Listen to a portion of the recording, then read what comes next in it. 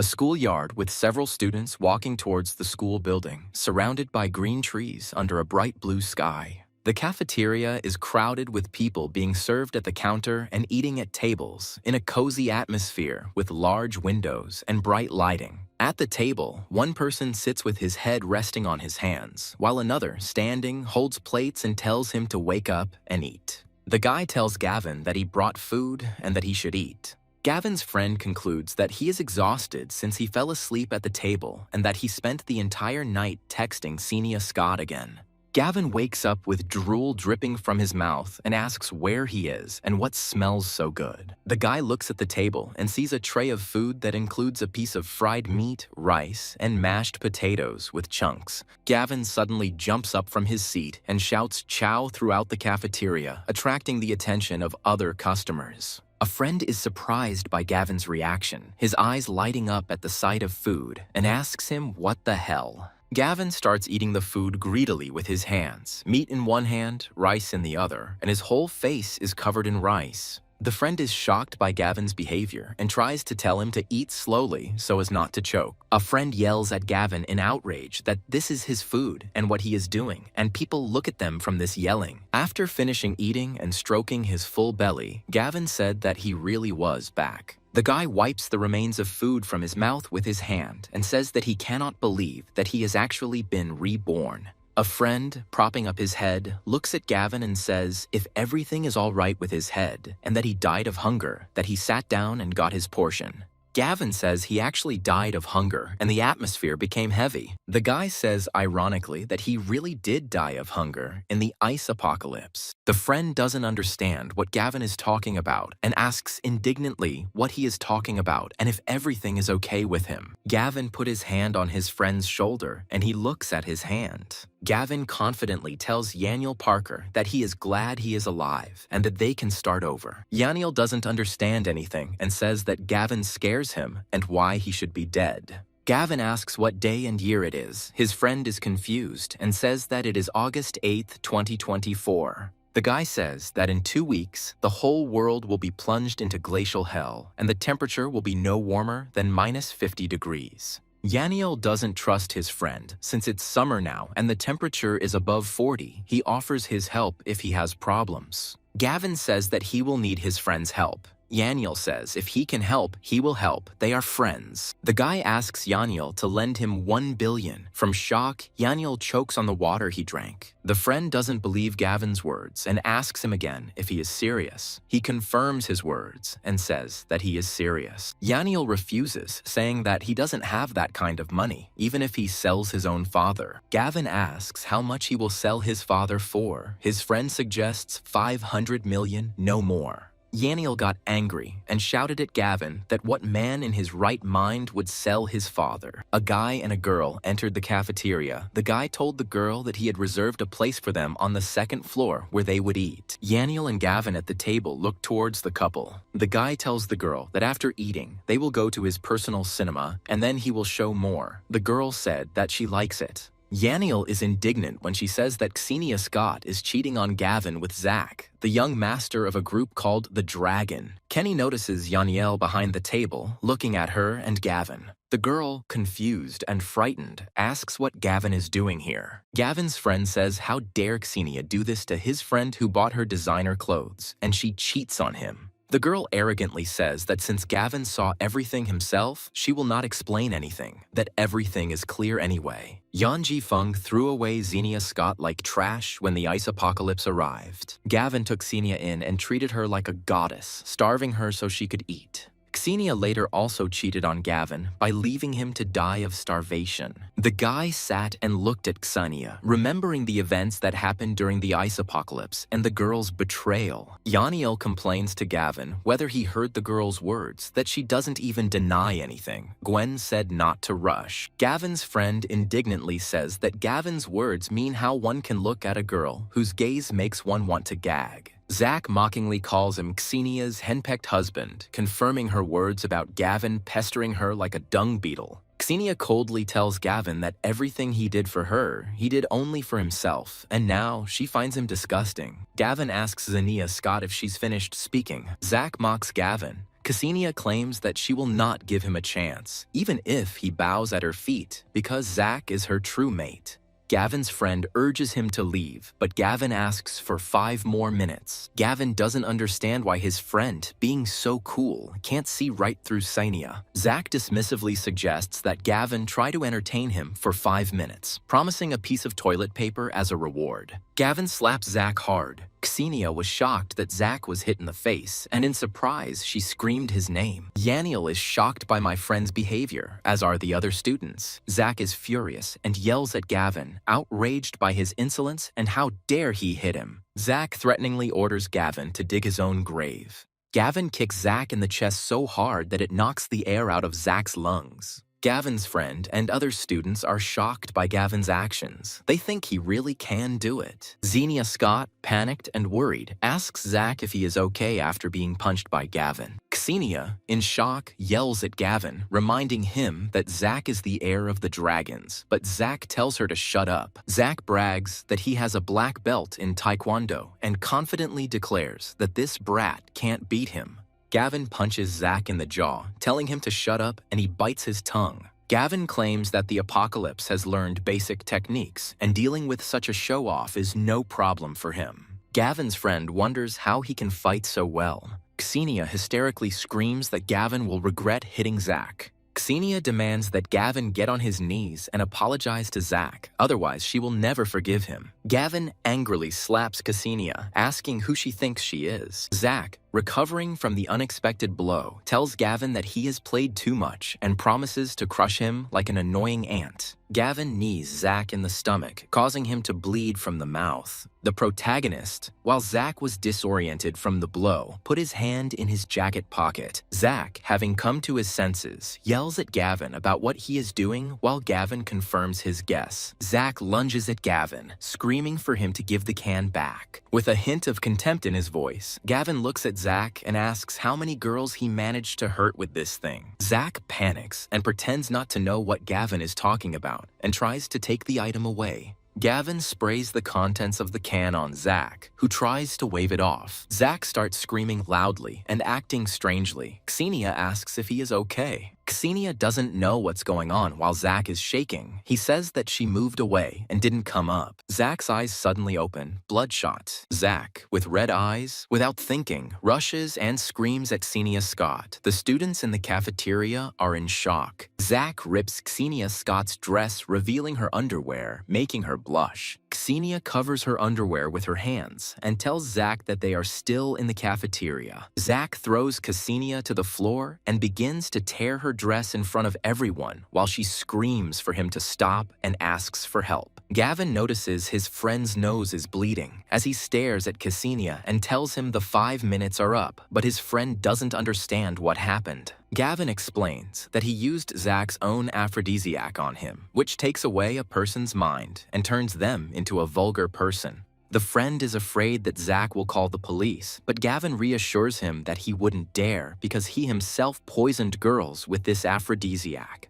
Gavin adds that as the heir to the dragons, Zach is too proud and will want to take revenge personally rather than through the police. The friend agrees with Gavin, admitting that Zach's explosive nature means he would prefer to deal with him personally. The friend, looking around at the chaos in the cafeteria, asks Gavin in confusion where they should go now. Gavin turns to his friend and says they're going to sell the house. The protagonist and Yahello come to the building to sell the house. A friend asks him again if he really plans to sell the house his parents left him, to which Gavin replies in the affirmative. Gavin reasons that with money in hand, he will be able to stock up on supplies, and this will give him an advantage before the apocalypse. A friend doesn't understand Gavin's decision to sell his house because housing prices are rising and advises him to do it later to get a better deal. Gavin urges his friend to go, saying that they need to hurry, to which his friend exclaims in bewilderment, wondering what happened this time. The protagonist enthusiastically declares that they urgently need to spend money, to which the friend reacts with bewilderment and concern. Gavin and his friend come to a large supermarket.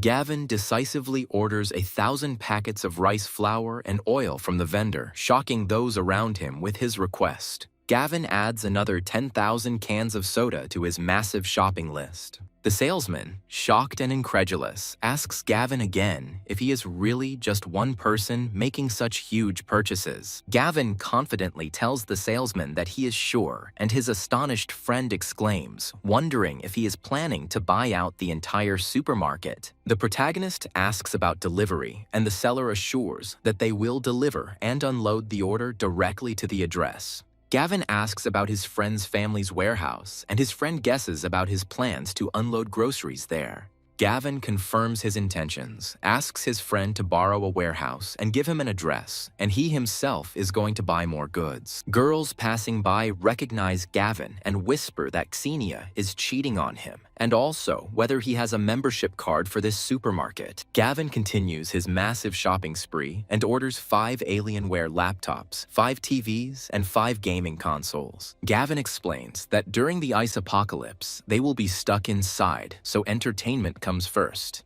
The saleswoman, impressed by the scale of Gavin's purchases, exclaims admiringly that he is definitely their best customer. The girls watching Gavin whisper to each other that he bought 5 Alienware laptops and wonder where he got that kind of money. Gavin asks the salesperson to pack up all the heating appliances and down jackets in the store. One of the girls watching Gavin exclaims in shock that he is not a beggar at all because he has already spent at least $1 million. A girl sees Gavin spending money like crazy, and another girl concludes that he is the secret heir to a rich family. Gavin, looking over the mountains of goods he bought, notices that he has spent enough and is now ready for the apocalypse. At this moment, someone familiar suddenly approaches him, greeting him after a long separation. The girls turn to Gavin, noting that only a few days have passed, and he has already become so handsome. Gavin remembers that Sharon Zeller and Jolene Little, during the apocalypse, gathered a gang of bandits, stripped him naked, and he almost froze to death. The girls mockingly ask the silent Gavin if he didn't recognize them and offer them a snack. Gavin asks his friend Yahello to pick up the order for him, as he has urgent matters to attend to with the girls who have approached him. The girls whisper to each other, happy that Gavin fell for their trick, and plan to rip him off at an expensive restaurant and eat at his expense.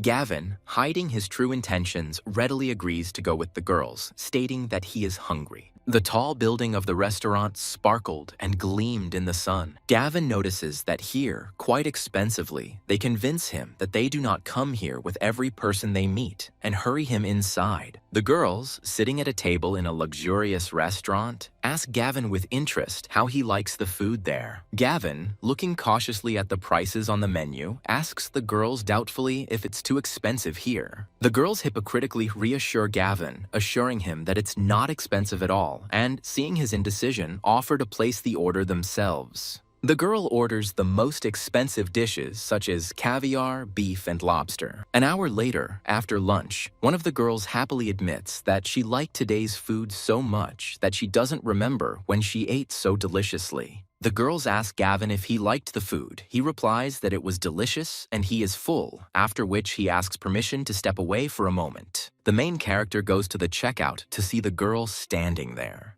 Gavin approaches the girl. She asks him to pay the bill. He declares that he did not come to pay, but to order 100 more of the same dishes. The waiter, in complete shock, asks Gavin again if he really ordered 100 tables, not believing his ears. Gavin, taking out a gold VIP card, confidently tells the waiter that he can pay for everything twice, confirming the seriousness of his intentions. Gavin muses that during the last apocalypse, he was sick of canned food alone, so he needs to provide himself with good food. The girl remarks that Gavin is a bit stingy, but at least he paid the bill, and the second girl adds that a rich fool like him is rare. The waiter catches up with Gavin and tells him that his order for 100 tables has been recorded, after which he reminds him to pay the current bill. The main character, nodding towards the girls, calmly tells the waiter that they can pay for their own dinner. Gavin realizes he's spent almost all his money and decides he needs to earn more, which means it's time to turn to lending platforms. The guy takes out his phone and turns to lending platforms to make money. Gavin estimates that he has squeezed 2,700,000 rubles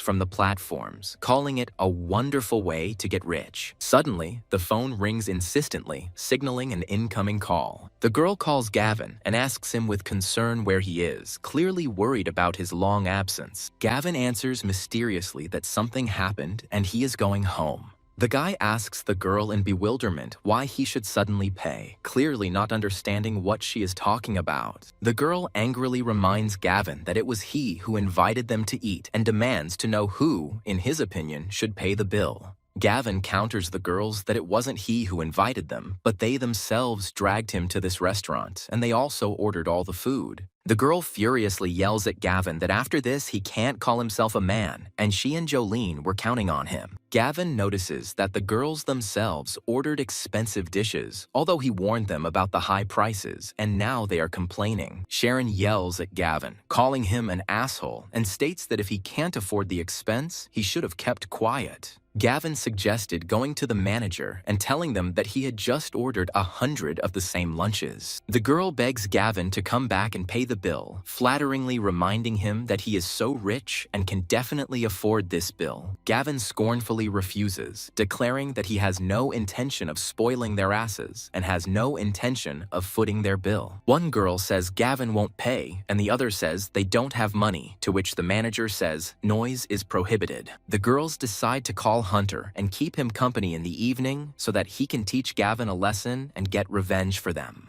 Gavin finds himself on the street near a lottery ticket sales point and starts thinking about a new way to make money. A guy remembers that in a past life he won the lottery and decides to buy tickets to provide himself with money for the apocalypse. The main character holds a lottery ticket with 5 numbers guessed. Gavin eagerly awaits the lottery results, knowing he only has a couple of days to wait to find out if he's won. Gavin returns to his friend and happily announces that he is back. Yahello reproaches Gavin for leaving him to unload the goods and going to a restaurant. Gavin promises to have fun together in the evening. Yahello asks Gavin, perplexed, what the point of spending so much money on all these purchases is, clearly not understanding his motives. Gavin explains to his friend that during the apocalypse, people will die from hunger and cold, and their supplies will help them survive. Yahello tells Gavin that she can't believe what he says, even though if he were normal, she would think he was crazy.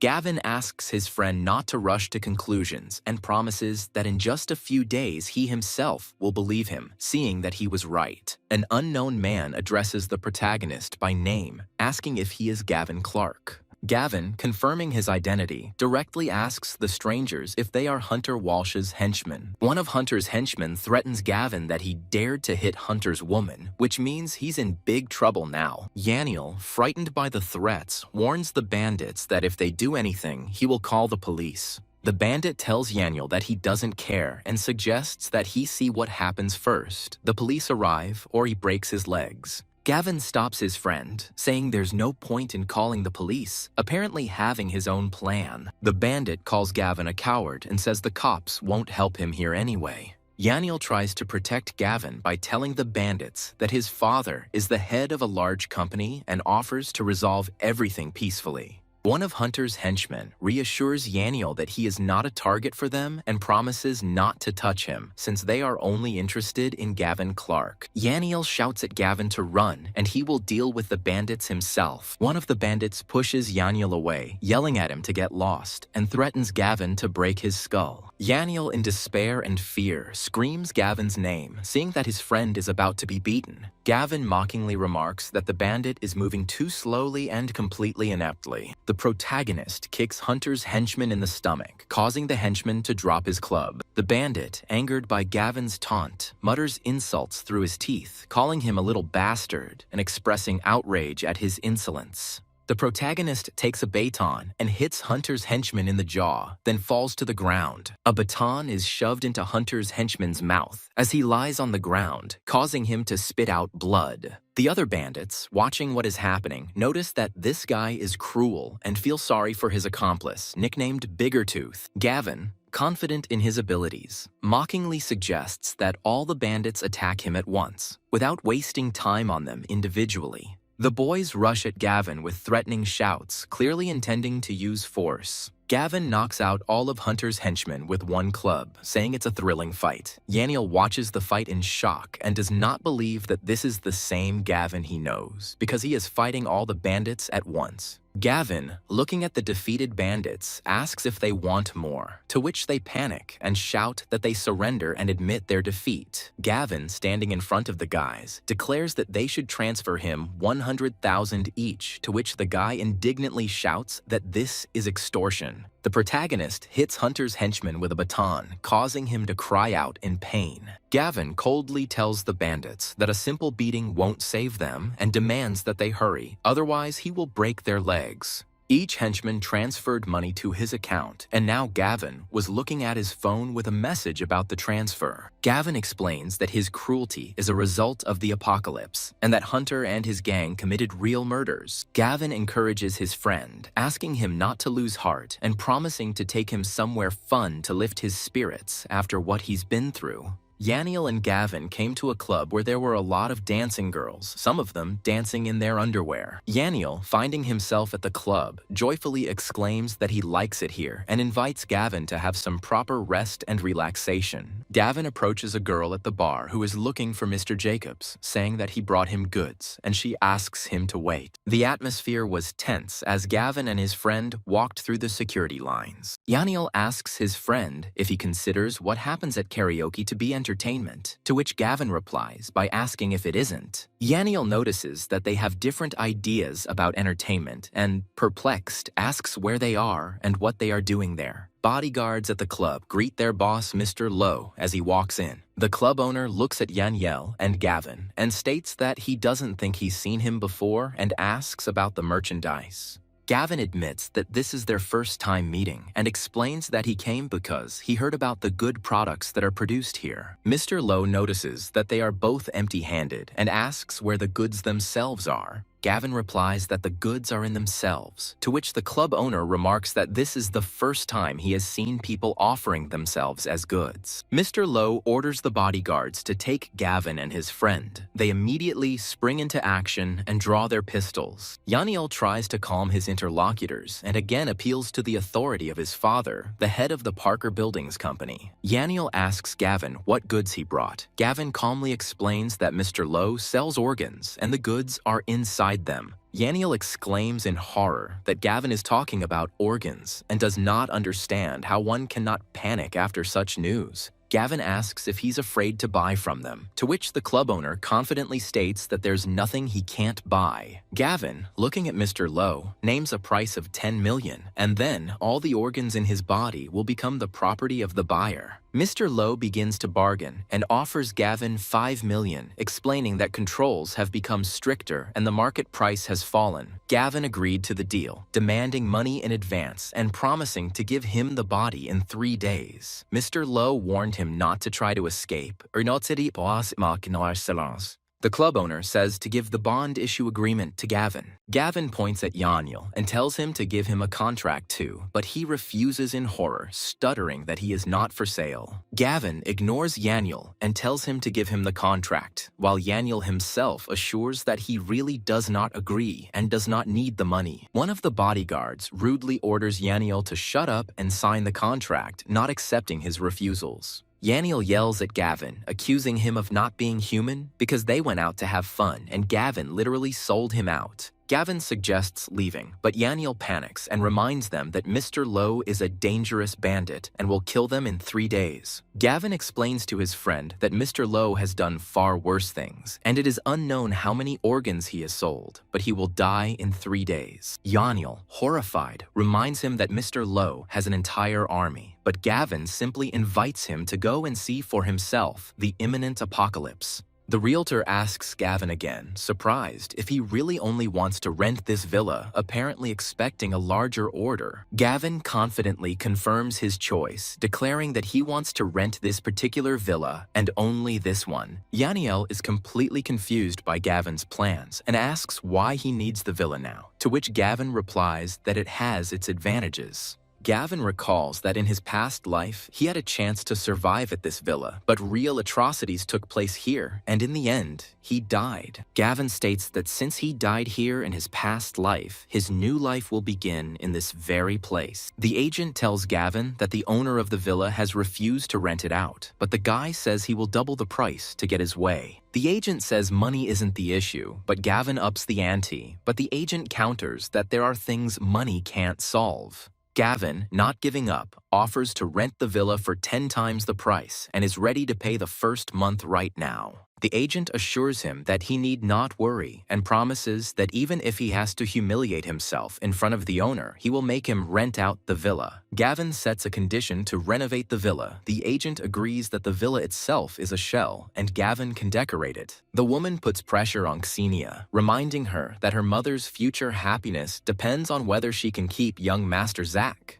Yahello notices Xenia and wonders what she's doing there, and Gavin explains that it's probably Zach's fault that she's there. Xenia notices the main character and his friend. Xenia, noticing Gavin, exclaims in irritation that she hasn't even settled the score with him yet, and he's already stalking her and demands that she stop it. Xenia's mother, seeing Gavin, tells him that her daughter is not interested in someone like him, even if he follows her to the ends of the earth. Gavin is rude to Xenia's mother, and she, in a rage, threatens to expel him from school and send him to prison. Gavin replies that he doesn't care if they hang him and states that he has nothing to do with them, but simply came to rent this house.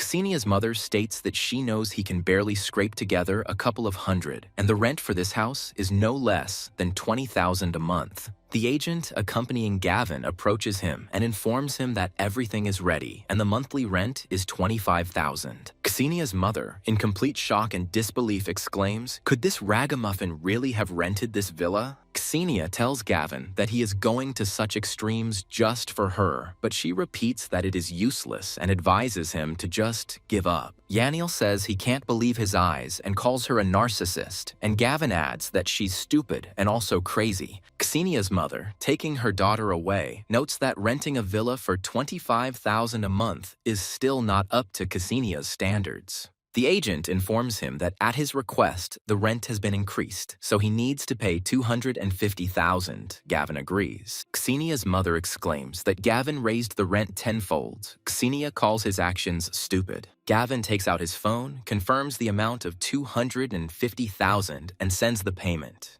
The agent hands Gavin the keys and announces that the house is now his to renovate as he wishes, to which Gavin thanks her. Xenia's mother is surprised that Gavin paid, but Xenia reminds him that he is an orphan and cannot be rich. Gavin asks if Yahello knows the head of a large renovation company, and he says that their families are from the same business, so he knows them. Gavin asks to sign him up with a repair company, and Yahello wonders why he needs repairs after such an expensive rent. Gavin asks his friend to stop asking questions and arrange a meeting with the head of the company, promising that he will find out everything in the evening. Yahello reports that he arranged a meeting. The company is full today, but his father pulled the strings and the company boss moved things along. Gavin jokingly suggests thanking his friend's father with noodles, but Yahello is indignant because his father doesn't eat that kind of thing. The protagonist tells his friend not to worry because soon his father will be praising these noodles. The secretary asks Xenia and her mother to wait, saying that the CEO will come to them now. Xenia and her mother came to the repair company where Zach pays for their order, and Xenia assures them that they have the best materials. The secretary approaches Gavin and his friend, politely asking if they have an appointment. Xenia exclaims that Gavin is restless since he came after her and about his naive attempts to get her back, advising her to keep dreaming.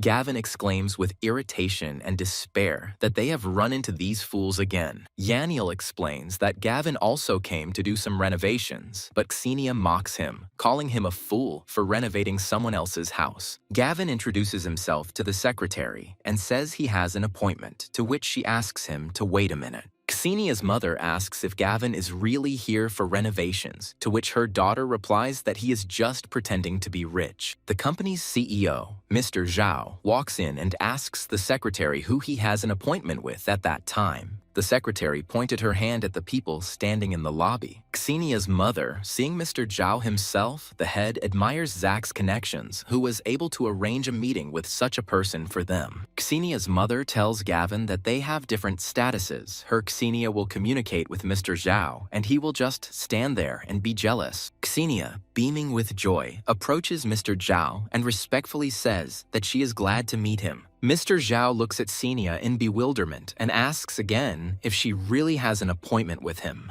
Xenia, with a confident smile, confirms to Mr. Zhao that the meeting was scheduled with her. Mr. Zhao, checking his notes, asks Xenia if she is Gavin Clark, to which she, confused, replies that she is Xenia Scott. Mr. Zhao, realizing that Xenia is not the person he needs, abruptly orders her not to distract him and to move away. Gavin, hearing his name, steps forward and introduces himself to Mr. Zhao, confirming that he is Gavin Clark. Mr. Zhao, seeing Gavin, remarks that he did not expect such a young guy and invites him to come in to discuss the details. Xenia's mother is shocked by Gavin's meeting with the head of the company, but Xenia explains that these are his friends' connections, not Gavin's own. Mr. Zhao addresses Gavin in a friendly manner, calling him a friend, and asks what exactly he wants to repair. Gavin tells Mr. Zhao that he wants to renovate the villa. Mr. Zhao estimates the cost of the villa's renovation to be between 3 and 5 million and promises to engage a designer. Gavin politely suggests that Mr. Zhao discuss the details of the renovation with him personally, rather than with the design director. Mr. Zhao admits to Gavin that he is quite busy and only handles large projects personally. Gavin confidently states that his villa is a major project, to which Mr. Zhao asks with interest what the budget is then. Gavin states that his renovation budget is at least 30 million, and Mr. Zhao, shocked, asks again. Mr. Zhao turns around and asks in shock how much Gavin is willing to spend on the repairs. Mr. Zhao asks Gavin again if he really said 30 million and not 3 million, and if he heard correctly. Gavin confidently confirms that he was not mistaken and that we are talking about exactly 30 million. The design director runs in and offers Mr. Zhao to entrust the project to him, asking him to let him take on the job himself. Mr. Zhao wonders why he should spend 30 million on renovations when he can buy a new villa. Gavin hands Mr. Zhao the prepared plans and asks him to look at them to understand his plan. Mr. Zhao, looking at the plans, exclaims in amazement that this is a real fortress and asks if it is an underground bunker. Gavin confirms his willingness to increase the budget and sets the condition that the renovations be completed within 2 weeks. Mr. Zhao is shocked by the complexity of the project. It's a veritable tank-proof bunker, and he suspects Gavin is preparing for the apocalypse. Gavin is offering a 20 million advance and an additional 5 million upon completion. Mr. Zhao agrees, promising to throw all the company's efforts into this project, build around the clock, and deliver the bunker house in 2 weeks. Yahello is shocked that Gavin is spending millions on renovating a rented villa and calls him crazy. Gavin says the money will soon be worthless, but Yahello demands to know where he got the 20 million advance. Gavin admits that he took out a 10 million loan, and Yahello hopes that the apocalypse will still come, otherwise the debt will not be repaid. Xenia approaches Gavin mockingly and asks if he is trying to get her attention, and offers to tell her how much he spent on the renovation. Gavin rudely tells Xenia that it is none of her business, and obscenely hints where he saw her attention. Xenia's mother claims that her daughter spent a whole million on renovations and asks Gavin if he now understands who has more power. Yahello says that 1 million is nonsense because Gavin spent a whole 35 million on his renovation. Xenia's mother and Xenia laugh at the 35 million figure, believing that Gavin is simply boasting ineptly. Xenia's mother jokingly offers her daughter a bet. If Gavin doesn't lie about his expenses, then Xenia will have to call her daddy. Xenia mocks Gavin, reminding him that he only had 3 million and advises him not to be left with nothing. Xenia's mother defiantly tells Gavin that if he really spent that much, she will call him daddy. The secretary catches up with Gavin and returns the forgotten repair contract to him. Xenia's mother snatches the contract from the secretary's hands, wanting to see the real amount and expose Gavin's lie.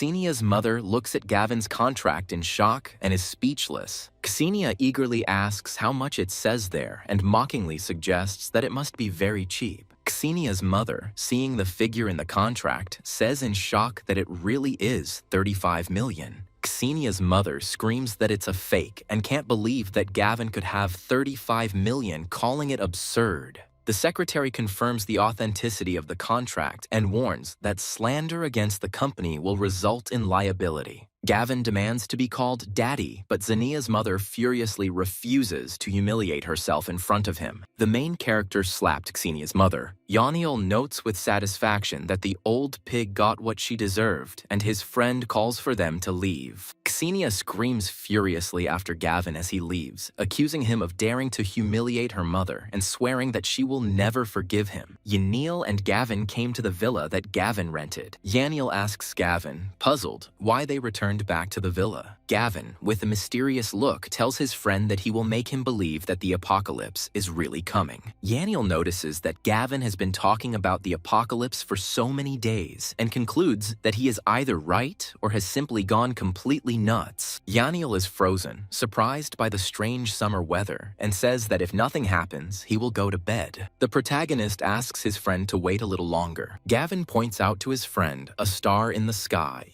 Yahello, seeing a bright flash in the sky, indifferently remarks that it is just a shooting star and does not understand what is so special about it. Gavin explains that the cold snap and shooting stars are harbingers of an imminent apocalypse. Yahello points to the sky in horror and shouts to Gavin that it looks like a star is falling right on them. Gavin explains that shooting stars grant people superpowers, which is why this area will become a base for the survivors. Gavin says that one of these stars fell into this very villa, and it was accidentally found by a thief who broke in. Yahello screams in panic that the star is actually flying straight towards them and calls for Gavin in horror. Gavin, looking at the approaching star, decisively declares that this is his opportunity and rushes towards it. Yahello screams in horror at Gavin, not understanding what he is doing, and asks if he wants to die by throwing himself towards the falling star. The star hits Gavin's body with a flash. Yahello closes his eyes in despair and thinks that this is the end, and Gavin died under the falling star. Gavin gains the ability to increase his strength fivefold and is pleased with even this small skill. Gavin approaches his stunned friend and calmly asks if he believes him now. Yahello, not believing his eyes, stutters and asks Gavin if he is dead. Gavin smiles and tells his friend that not only did he not die, but he also acquired a new ability and is now much stronger. Yahello looks at Gavin with distrust and asks him to demonstrate his new power as he sees no difference. Gavin puts his hand on his friend's shoulder. Yahello, seeing how Gavin lifts him with ease, screams in shock. "What is he doing, you idiot?" Gavin asks his friend again if he believes him now. Yahello looks at Gavin, who easily lifted him with one hand, and exclaims that he weighs at least 90 kilograms. The friend screams at Gavin in shock and outrage, not understanding what he is doing. Gavin looked down and said that they were going down now. Yahello, observing Gavin's inappropriate behavior, furiously calls him a truly crazy idiot. Gavin landed on the ground with a frightened Yahello in his arms. Yahello, having come to after Gavin jumped from the balcony, cautiously asks if he is really okay. Gavin asks his friend again if he believes him now, to which Yahello confirms that he does. Ksenia's mother notices that her daughter is looking thoughtfully out the window and asks what she is looking at. Ksenia sees a shooting star near Gavin's house, and her mother wishes for it to fall on his head. Ksenia reminds him that Zach will be back soon and hasn't yet gotten even with Gavin for the past, and as soon as he finds him, he will make him pay. Ksenia's mother notices that someone has arrived. Ksenia's mother greets Zach upon his return and asks if he is back, to which Zach impatiently asks where Ksenia is. Ksenia, looking at Zach, says that she is here. Zach, seeing Ksenia, impatiently tells her to quickly go to the shower and admits that he has missed her too much these days. Ksenia's mother, taken by surprise, stutters that he is still here, to which Zach rudely orders him to put the water on and get out. Ksenia stops an impatient Zach and tells him the important news that Gavin has moved to the area. Zach exclaims in rage that he didn't even look for Gavin, and he dared to show his face again. man. Xenia's mother tells Zach that Gavin rented a villa in the area to be closer to her daughter and demands that he throw him out. Zach, angry at the news, declares that he will call someone and make Gavin regret ever contacting him. Zach dials the number and introduces himself as Zach Young. The man on the other end of the line respectfully answers Zach, addressing him as a young gentleman, and asks him to speak. Zach briefly explains the task that someone needs to be taken care of and offers $200,000 for it. Zach's interlocutor understandably replies that he understands everything and promises to be there in 2 hours. Biao, having finished the conversation, says that he has some things to do and suggests that they finish it quickly and stop fooling around. The enemy smirks as he notices that some newcomer is looking down on him and declares that he asked for it. Biao punches his opponent in the jaw and knocks him out with one blow. The audience is shocked to hear Biao say that he, as a rookie, knocked out a boxing champion and that he is the new champion in underground boxing. Gavin, observing what is happening around him, thoughtfully notes that this is how the first period of the apocalypse will go.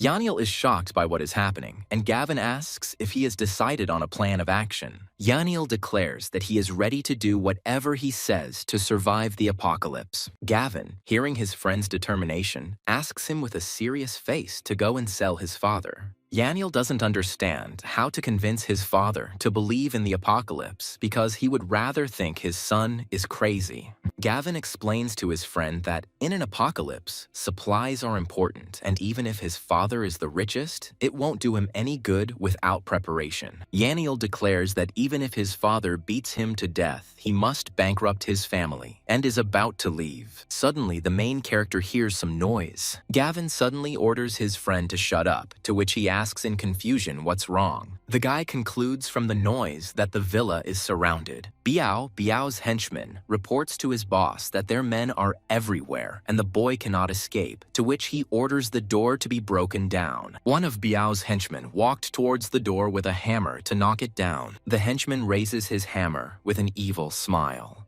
But suddenly the door opens sharply and knocks the henchman off his feet, and he drops the hammer. Gavin and Yahello left the villa, and Gavin asked the people who they were. Biao, seeing that Gavin noticed them, mockingly asks if he is also a fighter or something. Gavin calmly names the attacker Hu Biao, demonstrating that he knows who he is dealing with. Hu Biao, confused, asks Gavin how he knows him. Gavin recalls that Duan Hu Biao was one of those who received abilities, and during the disaster stages, he possessed considerable strength. Gavin adds that, compared to others, this guy retained some conscience and did not commit 2 terrible acts. Biao threatens Gavin that Zach sent him to teach the guy a lesson and advises him not to resist, so that he gets off with only a couple of broken ribs. Gavin scornfully tells Biao that he, an idiot, won't make things difficult for him, and then rushes into the attack himself. Biao states that he talks too much and offers to check whether he has the right to talk to him like that by rushing into battle.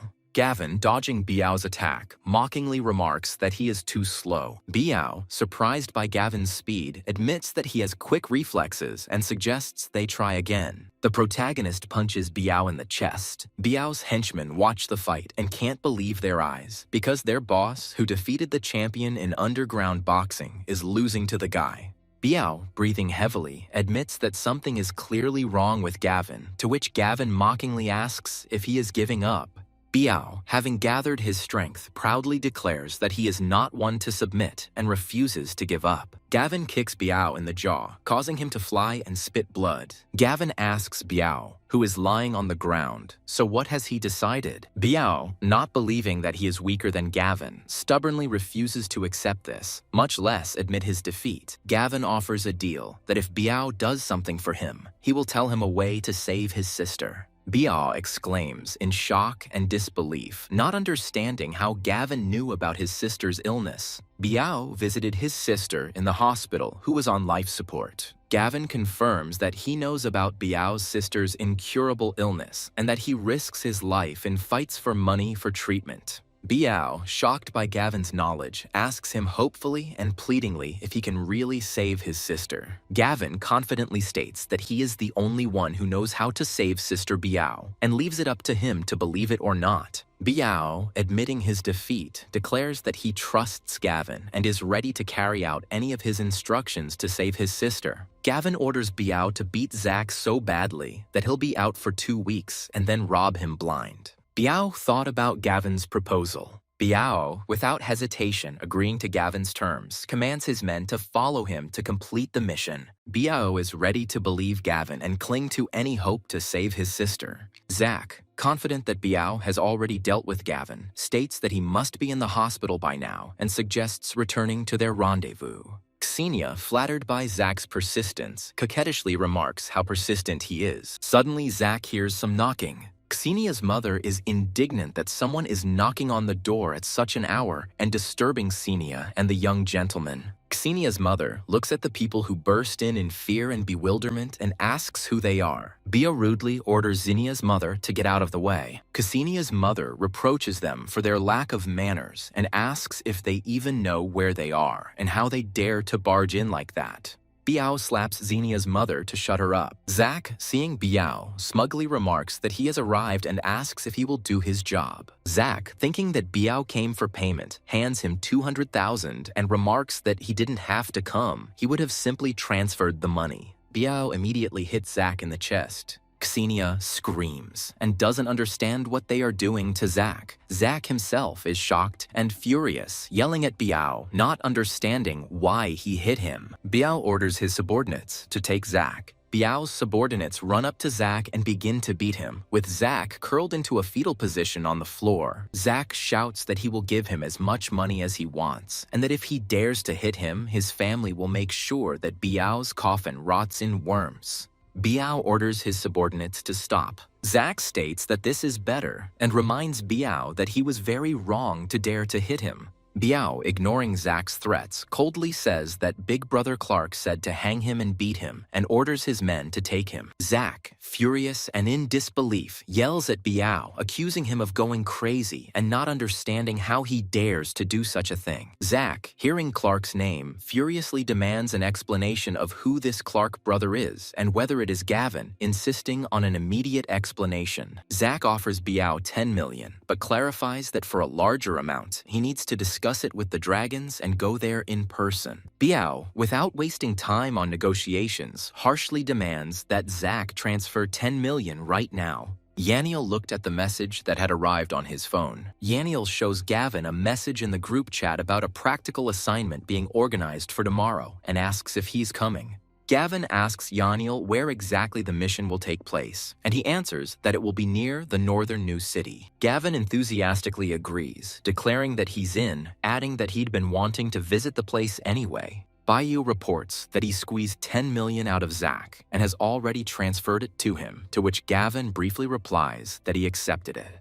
Gavin, remembering the lottery ticket, decides to check it out, hoping that winning will allow him to do some good shopping. Gavin looks at the lottery ticket and doesn't understand why it's not a winner, since he clearly remembered the numbers from his past life. The guy thinks about the butterfly effect, but realizes that nothing has changed and comes to the conclusion that the director is one step ahead. Gavin, disappointed by his loss in the lottery, decides he needs to find another way to make money. Students regretfully discuss the fact that practice will start too soon and regret that they haven't had enough fun as students yet. Jolene, noticing Gavin, asks with disdain if he dared to show his face to her again. Gavin calmly and with a slight grin answers Xenia that he sees no reason why he shouldn't show up. Sharon and Jolene accuse Gavin of running away from the restaurant without paying, and they have to work off the debt for a whole month. Gavin shrugs indifferently and asks the girls what this has to do with him. Jolene begs them to help them pay off their debt and promises to do whatever they want, to which Gavin asks if they will really do everything. Sharon starts flirting with him, hinting that if Gavin gives them money, they might not come to the dorm today. Gavin, playing along with the girls, agrees to their terms, but in exchange asks them to lend him 40,000. The girls, realizing that Gavin won't give them money, angrily shout after him that he'll dance some more. Gavin's friend notices his friend approaching and his swollen eyes, asking in surprise what happened. Yahello admits that he didn't go to his father to convince him to believe in the apocalypse, but decided to cry since they wouldn't have a conversation. Gavin asks Yahello hopefully if his tears worked.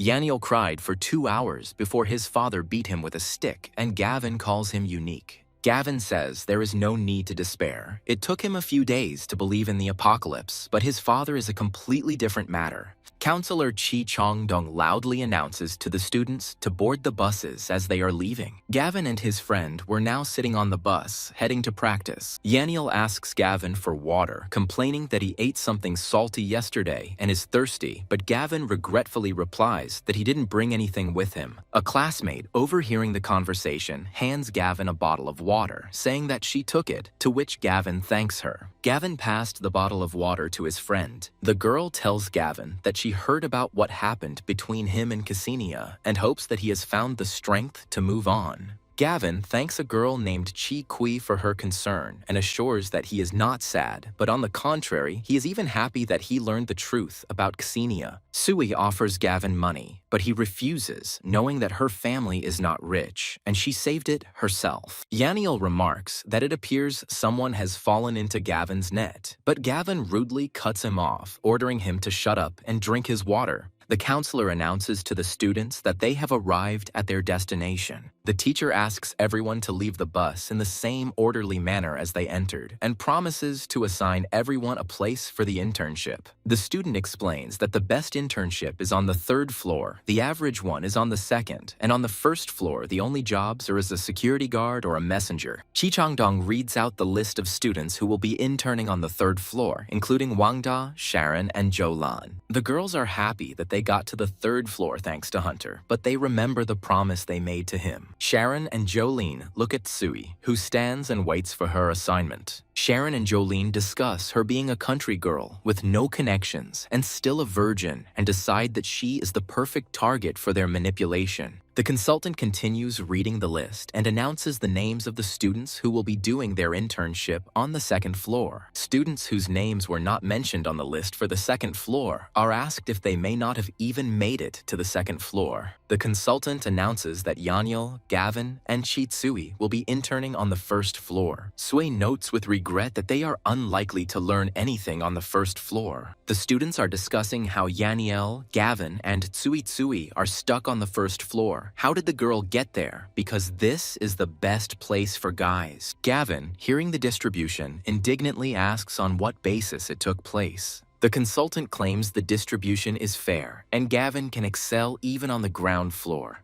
Gavin asks again about fairness and reminds that the Chinese don't lie to the Chinese, and if he does, he's a real scumbag. The consultant, angered by Gavin's insolence, threatens to expel him for such inappropriate communication. Gavin continues by pointing out the injustice that Yahello, being a rich guy, ended up on the ground floor with the beggars, him and Sui. Yahello is furious and accuses the consultant of trying to bribe his father for an internship on the 3rd floor, but was refused. The consultant looks on in shock and confusion, not believing his ears, and only forces out of himself that Yahello is impudent. Yahello takes out a voice recorder and asks the consultant to listen to the recording, to which he gasps with anger. The student contemptuously declares that people like them should not be allowed to do an internship. Van Da, the sycophant, points to the upset counselor and accuses Gavin of disrespecting the teachers. Jolene and Sharon join in, accusing Gavin and Yahello of ingratitude and demanding that they not be allowed to participate in the internship.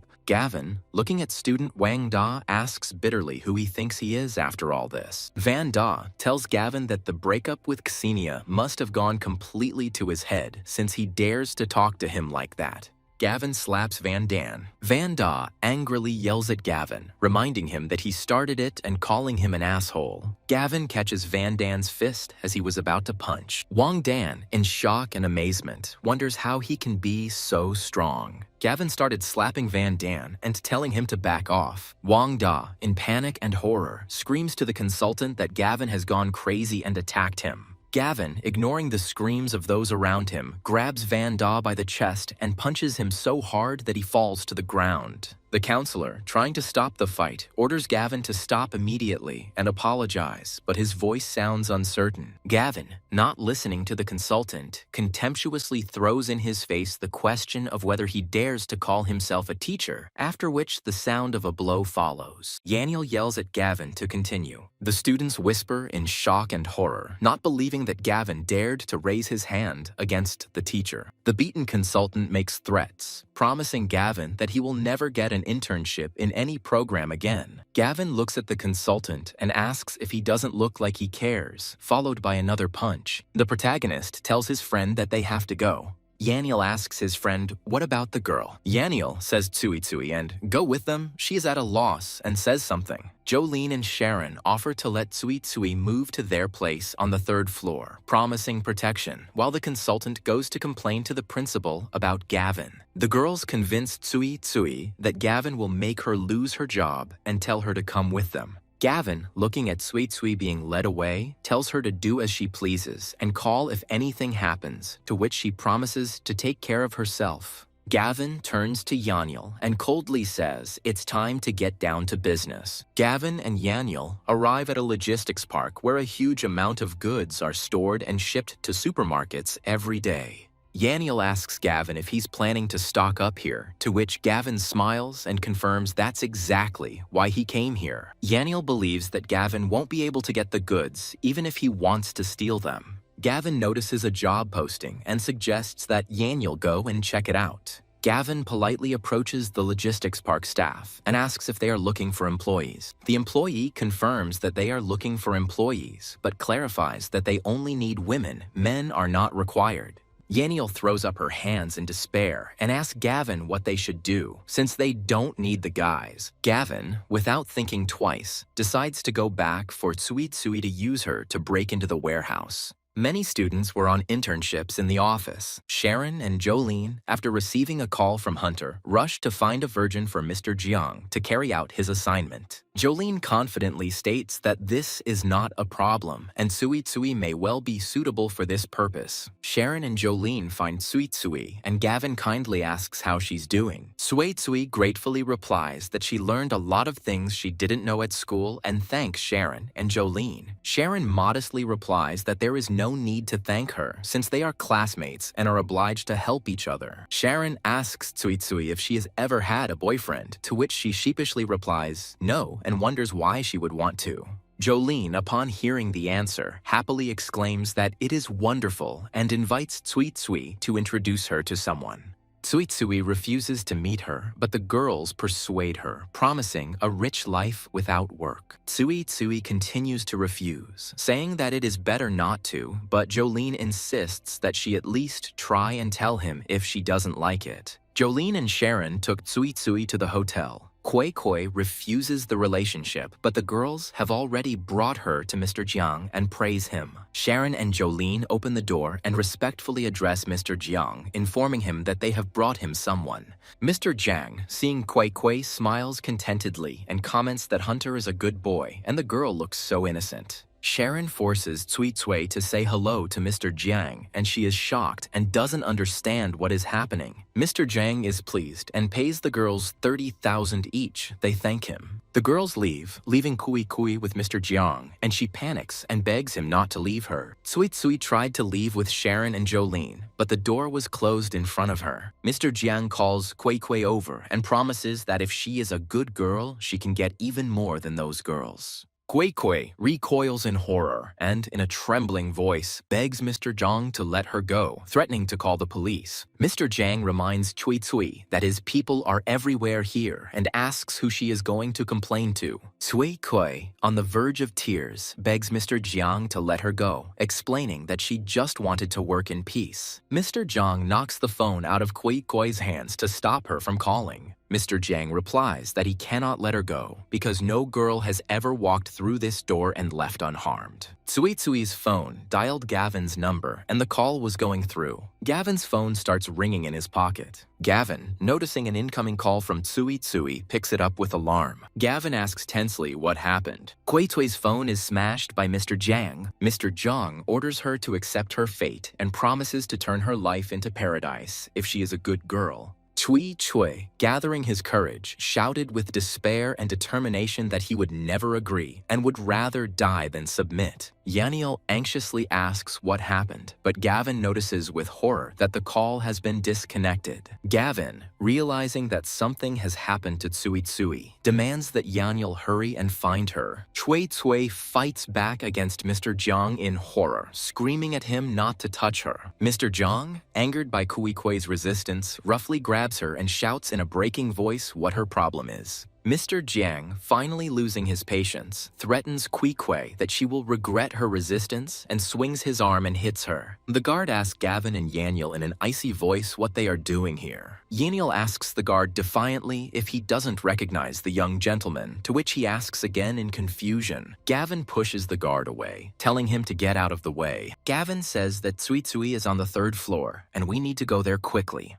The guard, mistaking Gavin for Mr. Jiang's son, politely explains that his father has ordered him not to be disturbed on important business and asks him to wait. Gavin, with icy calm, tells the guard that he is Mr. Jiang's father and has no intention of waiting. The guard looks at Gavin in shock and confusion and remarks incredulously that he is so young to be Mr. Jiang's father. It suddenly dawned on the guard that Gavin's words were nonsense. The second guard, realizing that they are being deceived, panics and shouts that they have problems and calls for help. Jolene and Sharon discuss how Mr. Jiang must be having a good time with Tsui Tsui and decide to go for a walk and have some tea. Jolene and Sharon, seeing Gavin, exclaim in shock, not understanding what he is doing there. Gavin, ignoring the girl's question, coldly asks where Tsui Tsui is. Sharon defiantly tells Gavin that he doesn't practice here and has no right to ask about anything. Gavin, ignoring her words, repeats the question in an icy tone. Where is Tsui Tsui? Sharon, trying to intimidate Gavin, orders him to look around and realize where he is, and states that this is no place for his antics. Gavin slaps Sharon, causing her to fall to the floor. Jolene tries to say something, not believing that he dared to hit Sharon. Gavin slaps Jolene, causing her to fall to the floor and her glasses to fall off her face. Gavin, in an icy tone, asks for the 3rd time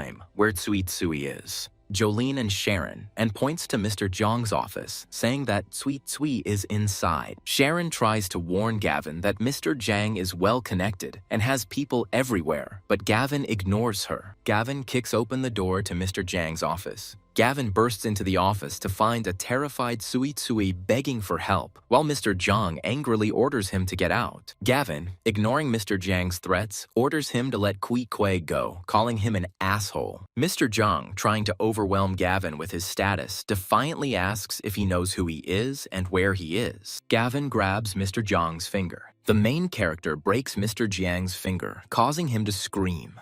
Mr. Jiang, seeing that intimidation is not working, begins to call security in a panic. Gavin scornfully remarks that he doesn't care about his guards and orders him to shut up, calling him an animal. Gavin asks Tsui Tsui solicitously if she is okay, and she, still shaking, replies that she is, but if he had come later, she would not have survived. Security guards burst into the office, and one of them asks anxiously what is going on. Mr. Jiang, feeling the support of the guards, hysterically orders that Gavin and Yahello be seized and beaten to death. Jolene and Sharon declare that he deserved to die for daring to hit such an important person. Gavin throws a guard at Jolene and Sharon. Sharon watches in shock and horror as Gavin easily dispatches his guards, unable to believe her eyes. Mr. Jiang, realizing that the guards are powerless, in fear and despair, asks Gavin what else he wants. Gavin, looking at the frightened Mr. Jiang, coldly says that they need to make sure that he never thinks about girls again. Gavin punches Mr. Jiang in the groin, causing him to cough up blood in pain. Mr. Jiang screams in pain as Gavin leaves the office. Gavin turns to Sharon and Jolene, who are watching in horror, and coldly says that now they both are. Sharon and Jolene, trembling with fear, try to appeal to Gavin's conscience, reminding him that they are classmates and offering to talk everything over. Gavin asks again if they really consider themselves classmates after what they did to Tsui Tsui. Gavin, raising his fist over the girls' heads, says in an icy tone that he would beat them to death, but he still needs them alive. Gavin takes Tsui and Yanyel with him. Sharon, having come to her senses after what happened, rushes to the beaten Mr. Jung and promises to immediately call the police. Mr. Jung, in a rage, hits the girl, orders her to forget about the police, and demands that she take him to the hospital immediately. Mr. Jiang calls someone named Ziwei and asks for help getting rid of a guy, citing their successful experiment. Tsui looks at Gavin with sincere gratitude and says words of thanks. Gavin replies that they are classmates and there is no need to thank him, after which he caringly asks Tsui about her plans for the future. Tsui says she wanted to find a job after her internship, but since her internship is over, she has no chance of getting a job. Gavin, seeing her distress, offers to help her find a job.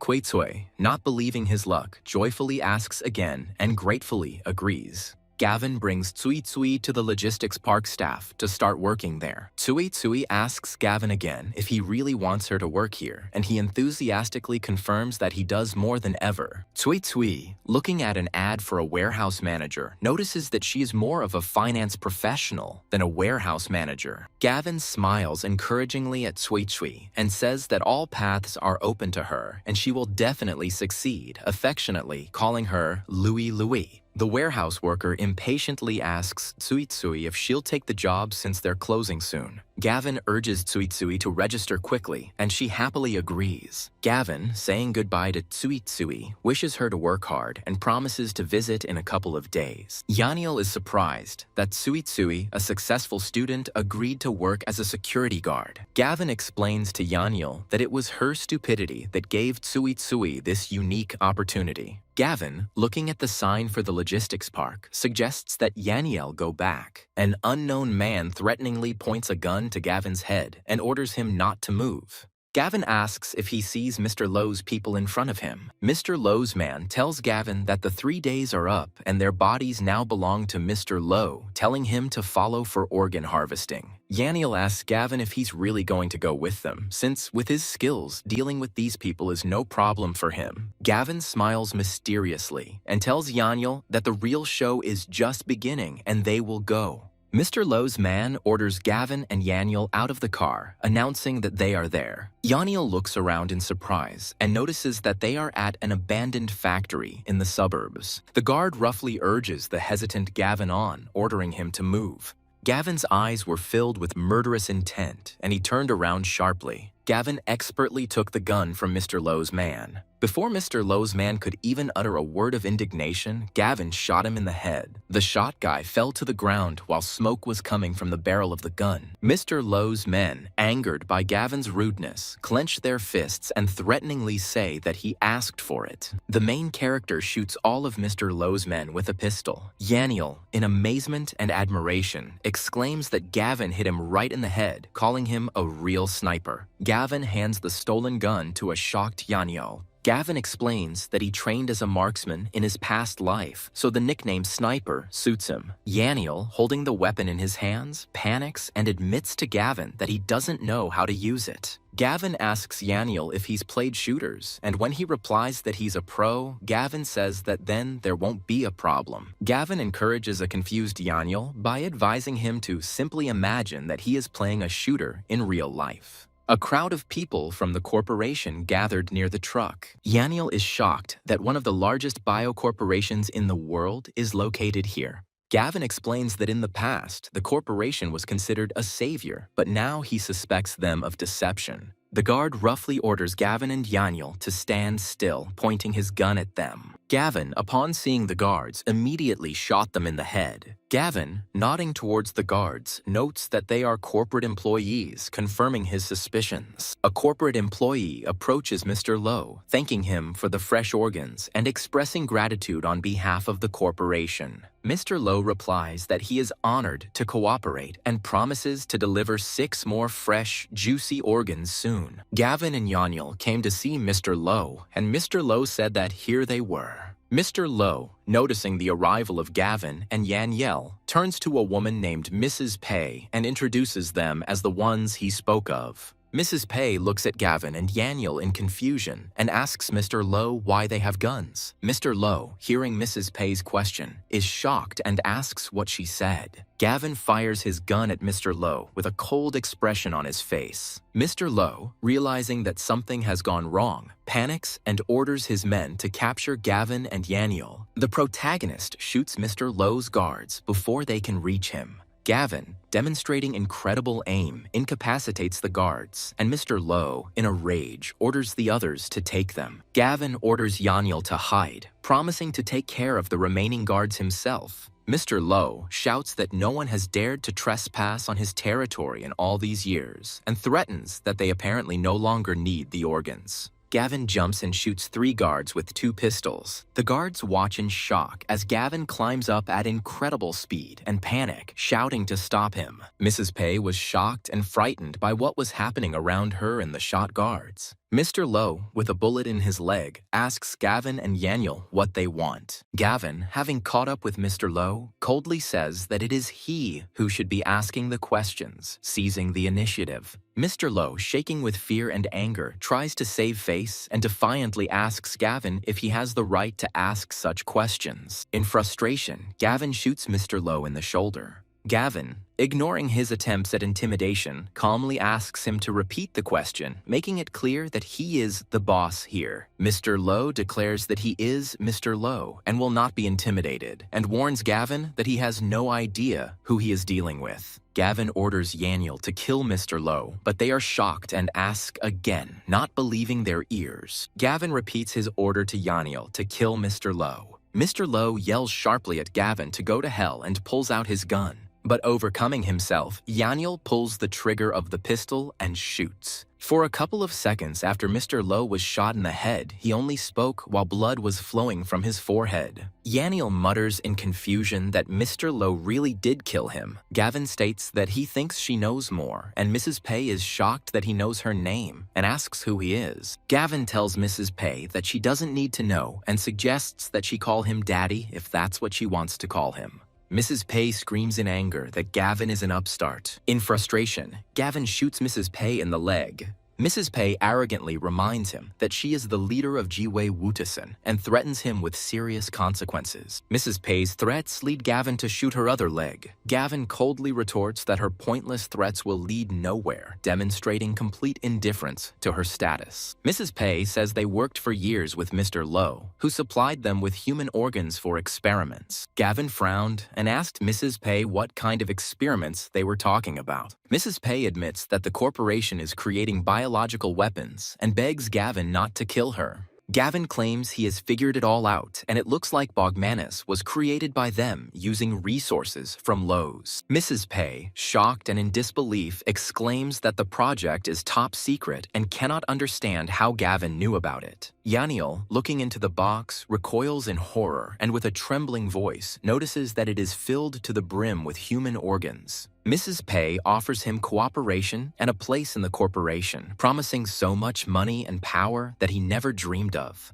Gavin points a gun at Mrs. Pei to shoot her, saying that he is not interested in her offer. Mrs. Pei, seeing that Gavin is not impressed by her offer, begins to panic and beg him not to kill her, promising to be useful. Curious, Gavin asks the girl how she can be of use. Mrs. Pei, desperately clutching at her last hope, offers Gavin her capable mouth, hinting at intimate services. Mrs. Pei is trembling with fear and hopes to survive by any means necessary. Gavin shoots the girl right in the mouth. Gavin replies with disdain that her mouth couldn't even stop a bullet and declares that he is as useless as she is. Gavin, after searching the girl's body, finds an access card to the corporation's headquarters. Somewhere in the corporation, executives are panicking about someone daring to contact Jiwei Wutasen, and they don't understand who is so brave. An investor in a corporation, upon learning what they have hidden from him, screams that he has a right to know and accuses management of concealing information. An unknown man enters the office and addresses Mr. Zhang, informing him that he is there. Mr. Zhang, seeing Hunter, orders him to take care of a boy named Gavin. Hunter replies that he already has a knife sharpened for Gavin, he just didn't have time to deal with him, and promises to send Mr. Zhang his hand. Mr. Zhao, the head of the repair company, reports to Gavin that the main structure of the villa has been reinforced, and even a tank can no longer penetrate it.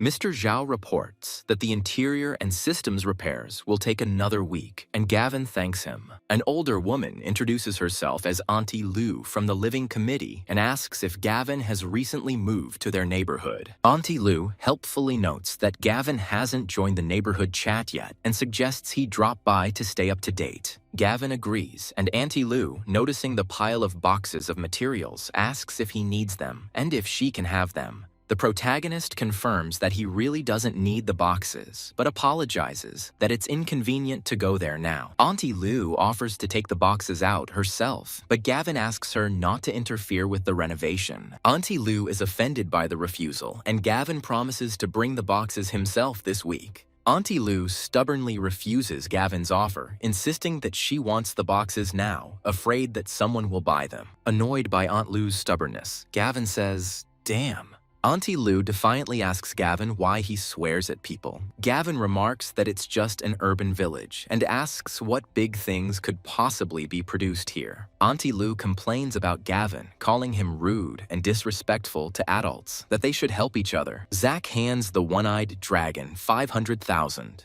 The one-eyed dragon, having received the money, swears allegiance to Zach and his readiness to carry out any order. Zach explains to the one-eyed dragon that this is his personal business and orders him to simply take the money and wipe Gavin off the face of the earth. The one-eyed dragon assures Zach that he is a pro and promises to do everything tonight, ensuring that he never sees Gavin again. The one-eyed dragon and his minions leave Zach's office. Zach, watching the bandits leave, thinks that Gavin has no idea how much power he has and that he will kill him with just a wave of his hand. The one-eyed dragon and his minions stood near the hotel, where the leader asked again if his subordinate was sure that Gavin was here. The henchman reports to the one-eyed dragon that Gavin is staying in the presidential suite and remarks that he is quite rich. The one-eyed dragon orders his men to keep up, to watch Gavin's every move and not let the boy escape. Gavin says thoughtfully that everything has been going according to plan since the day of his rebirth. Gavin thinks that the most important points of the plan will be completed in these 3 days, and everything will go perfectly if this point doesn't fall through. Gavin becomes alert when he hears a suspicious noise outside. The one-eyed dragon's group approached Gavin's room. Gavin, realizing that it must be Zach who sent someone again, decides to play along. The one-eyed dragon orders the men to come from behind and not let the boy escape. Gavin notices that there is more than one group here. Hunter is confident of an easy victory, but his interlocutor warns him that Gavin is dangerous and has already beaten their people.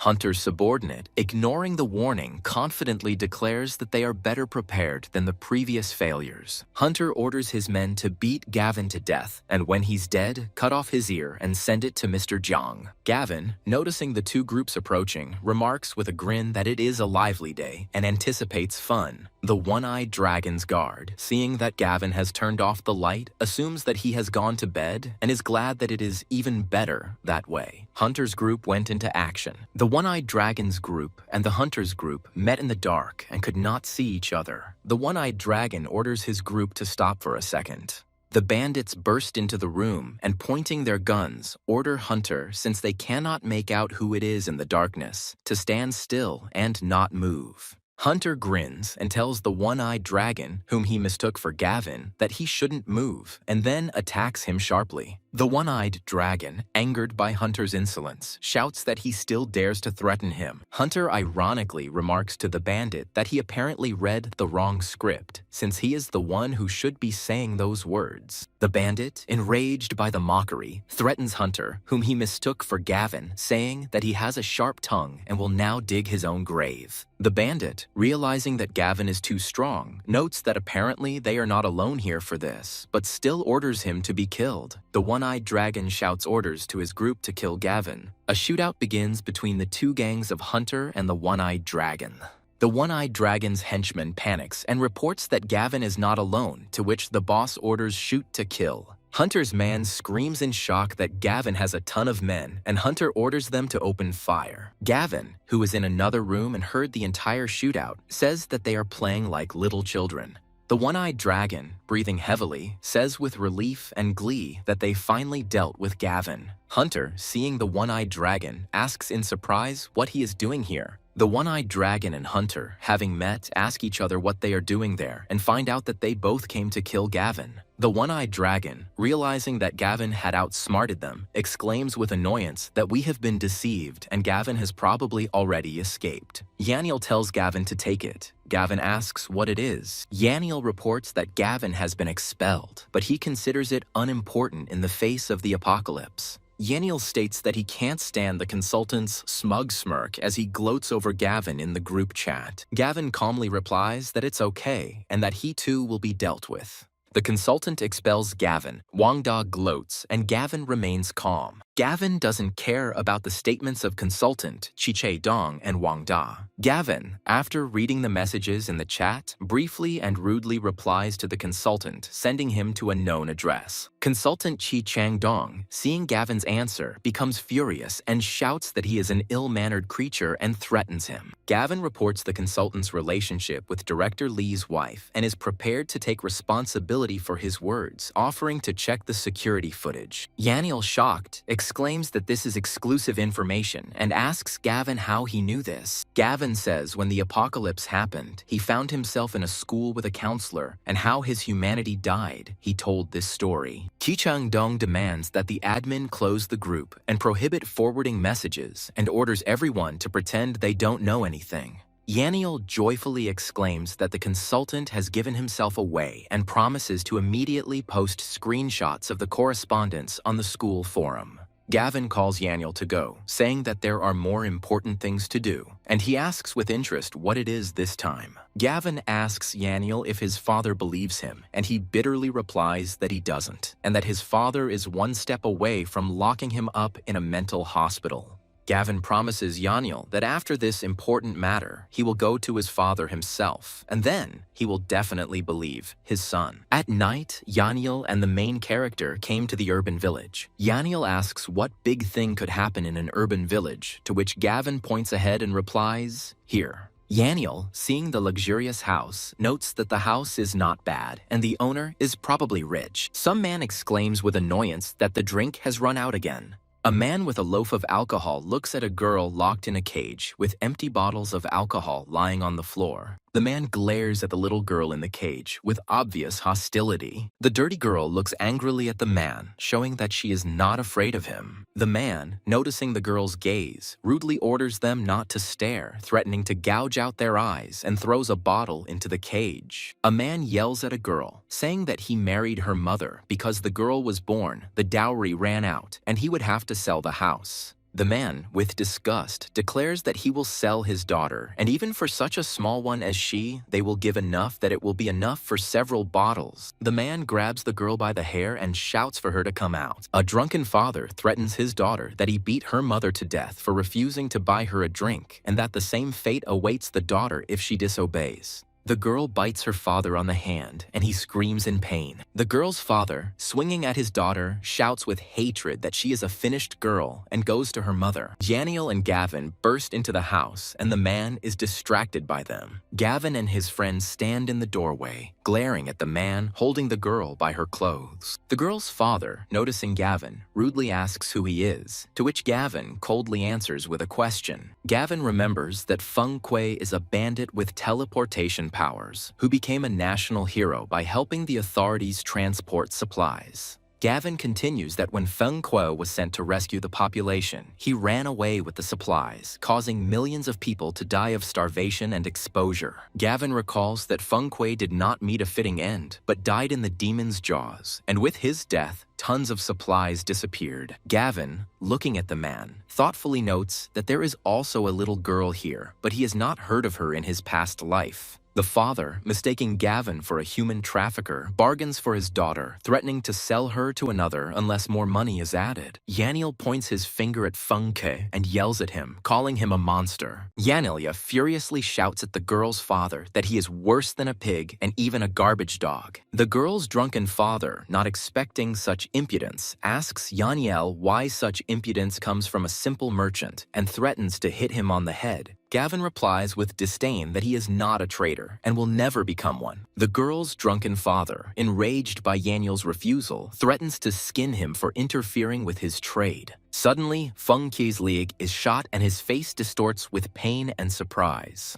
Gavin, watching Yahello's precise shot, approvingly remarks that his shooting is getting better and better. The girl's father, having been shot, looks at Gavin and Yahello in shock and horror and asks who the hell they are. Gavin, aiming the gun at his father, coldly says that it doesn't matter and he won't let a creature like him get away with it. Suddenly, the girl takes an empty bottle and hits her father on the head with all her might. Yahello is shocked by this. Gavin and his friend were shocked by the girl's sudden actions. The wounded father, trying to get up, looks at his daughter with hatred and says in a breaking voice that she dared. The girl hits her father on the head with the bottle again, causing pieces to break off. The father is on his knees and says that it has been decided, threatening his daughter with reprisals. The girl, with hatred and disgust in her eyes, raises the remains of the bottle above her head, preparing to strike. Yahello tries to stop the girl who is about to finish off her father, but Gavin advises him to leave her. Gavin notes that it was too hard for the girl to live in a cage with her father's hatred, and if she doesn't let off steam, her life will fall apart completely. The girl's hand shook with tension as she held the broken, bloody glass bottle. The girl was trembling all over as she stood over her father's dead body, which lay in a pool of his own blood. Yahello, looking at the man's body, says in an icy voice that he is dead, and Gavin adds that people like him deserve to die. Gavin notices that they are almost late and tells Yahello to take the girl downstairs, wash her, and calm her down, while he himself is going to go to the roof. Gavin is on the rooftop when he sees another meteorite fall on the building. Gavin climbs up to the roof and, looking at the view, says that it's time, and this is a great opportunity before the apocalypse. Gavin jumps into the meteorite, catching it with his body. The protagonist is glad that he did it. Gavin notices that there is even more space than he expected and imagines how much supplies can fit in there. Gavin looked down from the rooftop to the ground very carefully. Gavin, hearing the familiar sound of a siren, is surprised to notice that it is a police car. The man is handcuffed and panicking, shouting that it is here, and Fengke told him to come here to sell the girl. The police, armed, order everyone to be ready and enter the house. The girl stood clean and washed from blood with a calm face. Yahello tells her friend that the girl is really cute. Gavin panics and tells Yahello that the police are outside and he doesn't know what to do because his father's body is still there and they have weapons. Gavin, trying to calm Yahello down, says that up until now, everything would have been more difficult, but now everything is fine. Yahello looks at Fengke's body in shock and notices that it is disappearing right before her eyes. The police burst into the house and ordered everyone to stand still and not move. The policeman looks around at those present and sternly asks which of them is Fengke. The man in handcuffs, looking around, thoughtfully says that none of them and that he is clearly not here. The policeman looks at Gavin and Yahello and asks suspiciously what the two of them are doing here. Gavin introduces himself and claims to be a distant relative of the girl and explains that he simply came to visit her. Yahello, following Gavin's example, politely introduces himself to the policeman as a classmate who came with him. The policeman softens and, seeing the frightened girl, calms her down, asking her not to be afraid and to give her name. The girl timidly introduces herself as Shishi. The policeman turns to the girl, calls her CC, and asks her to be kind and tell him if she knows these two. The little girl hesitates, then nods confidently and tells the policeman that Gavin is her relative and that her mother told her so. The police officer lets Gavin and Yahello go, but says that if there is any hint about Fengke's whereabouts, they should report to him. Yahello nervously urges Gavin, saying that they can handle it and that they need to leave quickly. Cece grabs Yahello by the sleeve and looks pitifully. Yahello, looking back at the girl, anxiously asks Gavin what will happen to Cece now that her father is dead. Gavin leans toward the girl and gently asks if she would like to come with them. The girl nods happily and agrees to go with Gavin and Yahello. Gavin pensively remarks that it will be better this way because she won't survive the apocalypse alone. Gavin warns the girl that she can come with them, but they are no place for slackers, and asks if she knows how to cook noodles. Cece joyfully exclaims that she can do it. Gavin, hearing an affirmative answer, smiles and solemnly announces that he is welcome to the gang. Yahello, happy about the new addition to the team, suggests going out for a hot pot and, turning to Cece, asks if she eats spicy food. Yahello admits that he is still a little scared. Gavin tells Yahello seriously that there are 3 days left until the apocalypse, and they need to convince his father no matter what. Yahello's father, seeing them again, angrily shouts at them to get out and accuses them of just messing with his head. Yahello begs his father to trust Gavin, warning that if he doesn't act now, it will be too late. Yahello's father, not listening to his son, orders them to get out and not distract him from drinking tea. The mug that Yahello's father wanted to take suddenly disappeared. Yahello's father, confused, asks where his tea is. Gavin presents Yahello's father with the teleportation ability he just acquired, claiming it's exactly what he talked about. Yahello's father dismisses it as a simple sleight of hand and claims that he can't be fooled as he's seen this before. Suddenly, the sofa on which the friend's father was sitting began to disappear into thin air. The friend's father falls to the floor. Gavin asks his father with a grin if he believes him now, calling him Grandma Parker. Yahello's father, shocked by the disappearance of the sofa, still insists that he doesn't believe it and calls them too young. The table that Mr. Parker was leaning on also disappeared into thin air. Mr. Parker fell face down on the floor with a thud. The father, trying to catch Gavin in a lie, declares that he will believe it if everything in this room disappears. Soon, the whole drawing room was empty, and Mr. Parker stood and looked silently at the empty room. The father watches in shock as all the furniture in the room teleports and is forced to admit that it really is gone. Yahello's father slaps his son with all his might. The father, confused and irritated, asks Gavin why he hit him. The father, rubbing the bruised area, says with relief and surprise that he is not sleeping, and this is true. 760 million yen is deposited into Yahello's account by Yahello's father. Yahello happily informs Gavin that his father transferred more than 700 million.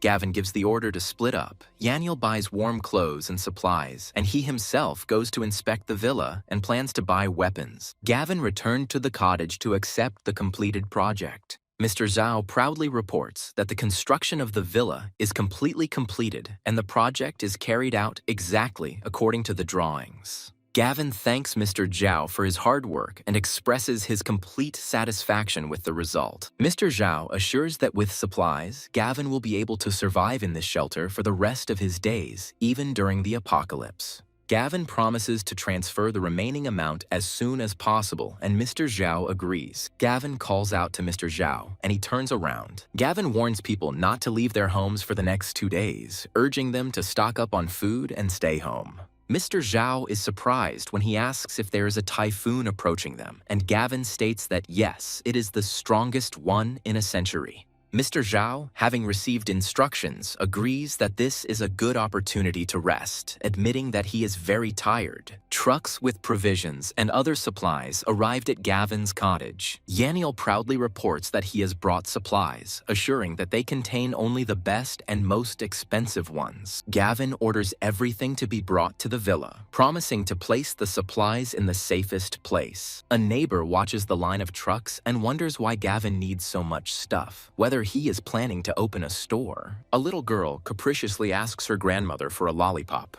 The grandmother, smiling, promises to get her grandson 1 lollipop. Gavin notices that Yahello wants to say something and asks what the problem is. Yahello regretfully admits that he cannot spend all the money, spending less than 100 million. Gavin gives Yahello the addresses of several large grain storage facilities and orders him to buy all the grain from them. Gavin remembers that in a past life, a group of bandits seized the grain from these storage facilities, but this time, they will not get it. A worker reports a problem with an elderly woman who is interfering with his work, and Gavin decides to go and investigate. The boy capriciously demands a lollipop from his grandmother, and she, without turning around, replies that she is already working on it. Gavin comes up behind the woman and her grandson and asks what they are doing. Grandma says that since Gavin has done a lot of shopping, she says that her grandson wants a lollipop, but he doesn't mind. Gavin is asked for a lollipop for his grandson, but he refuses. Grandma reproaches Gavin for being greedy and reminds him about the promised boxes, offering to take new ones. Gavin, in a rage, orders his grandmother to get out. Grandma, as president of the neighborhood committee, is outraged that Gavin is ruining the harmony of the neighborhood and threatens him. The grandson took out a lollipop without asking and joyfully jumped on the boxes, shouting that he got it. Gavin orders his grandmother to get her grandson out of there. The grandson refuses to leave and shouts threateningly that he will kill Gavin in the name of the monsters. Gavin is furious, calling the boy a little shit and telling him to get off. The grandmother and grandson panic and scream for Gavin to get away from them. The boy's foot falls into a box of crossbows. The crossbows in the box are triggered and shoot into the boy's butt. The boy screams hysterically in pain.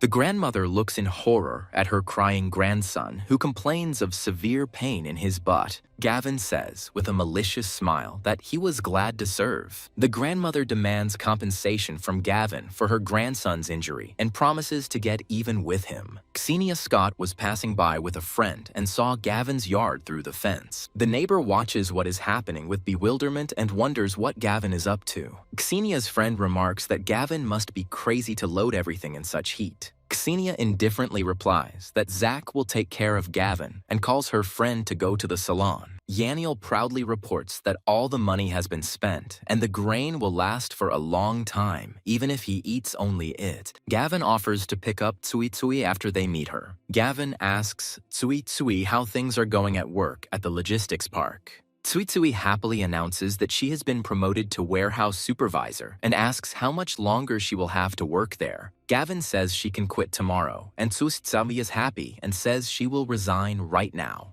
Gavin stops Tsui Tsui, telling her not to quit and asks her to help him with something, to which she asks what it is. Gavin asks Tsui Tsui to help him get the keys to the warehouse as he will be coming to the park tonight. Tsui Tsui asks, puzzled, why Gavin would do this in the middle of the night. Gavin asks Tsui Tsui to wait for him at the warehouse and promises to tell her everything later, but this confuses her. Gavin sternly warns Tsui Tsui not to let anyone know about their meeting. Tsui began to speculate and blushed. Mr. Liang reports that all the food is in place and suggests checking.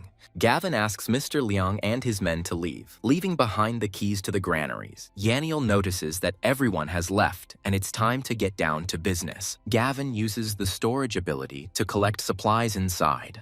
Yahello watches in shock as the massive mountain of grain disappears in an instant. Gavin explains that any object remains unchanged, and even hot noodles will still be hot after hundreds of years. Yahello wonders if this means that the flow of time in hyperspace is zero, but Gavin says that they will have to find out. Mr. Lian returned to tell us something else, but he froze and said that it was from shock and lack of understanding. Mr. Lian, shocked by what she saw, exclaims with doubt and horror, wondering if she was imagining that the mountain of grain had disappeared in an instant. That night, Gavin came to Tsui Tsui's warehouse and knocked on the iron door. Tsui Tsui opened the door with a flushed face and said that he really had come. Gavin asks Tsui Tsui to keep quiet, even if it sounds strange, and she nods understandingly and promises to remain silent. Gavin, after making sure Tsui Tsui is ready, warns that he is starting to move the warehouses. Tsui Tsui timidly and with a flushed face says well and closes his eyes in embarrassment. Gavin, noticing that Tsui Tsui was lost in thought, hurries him, saying that it is time to go.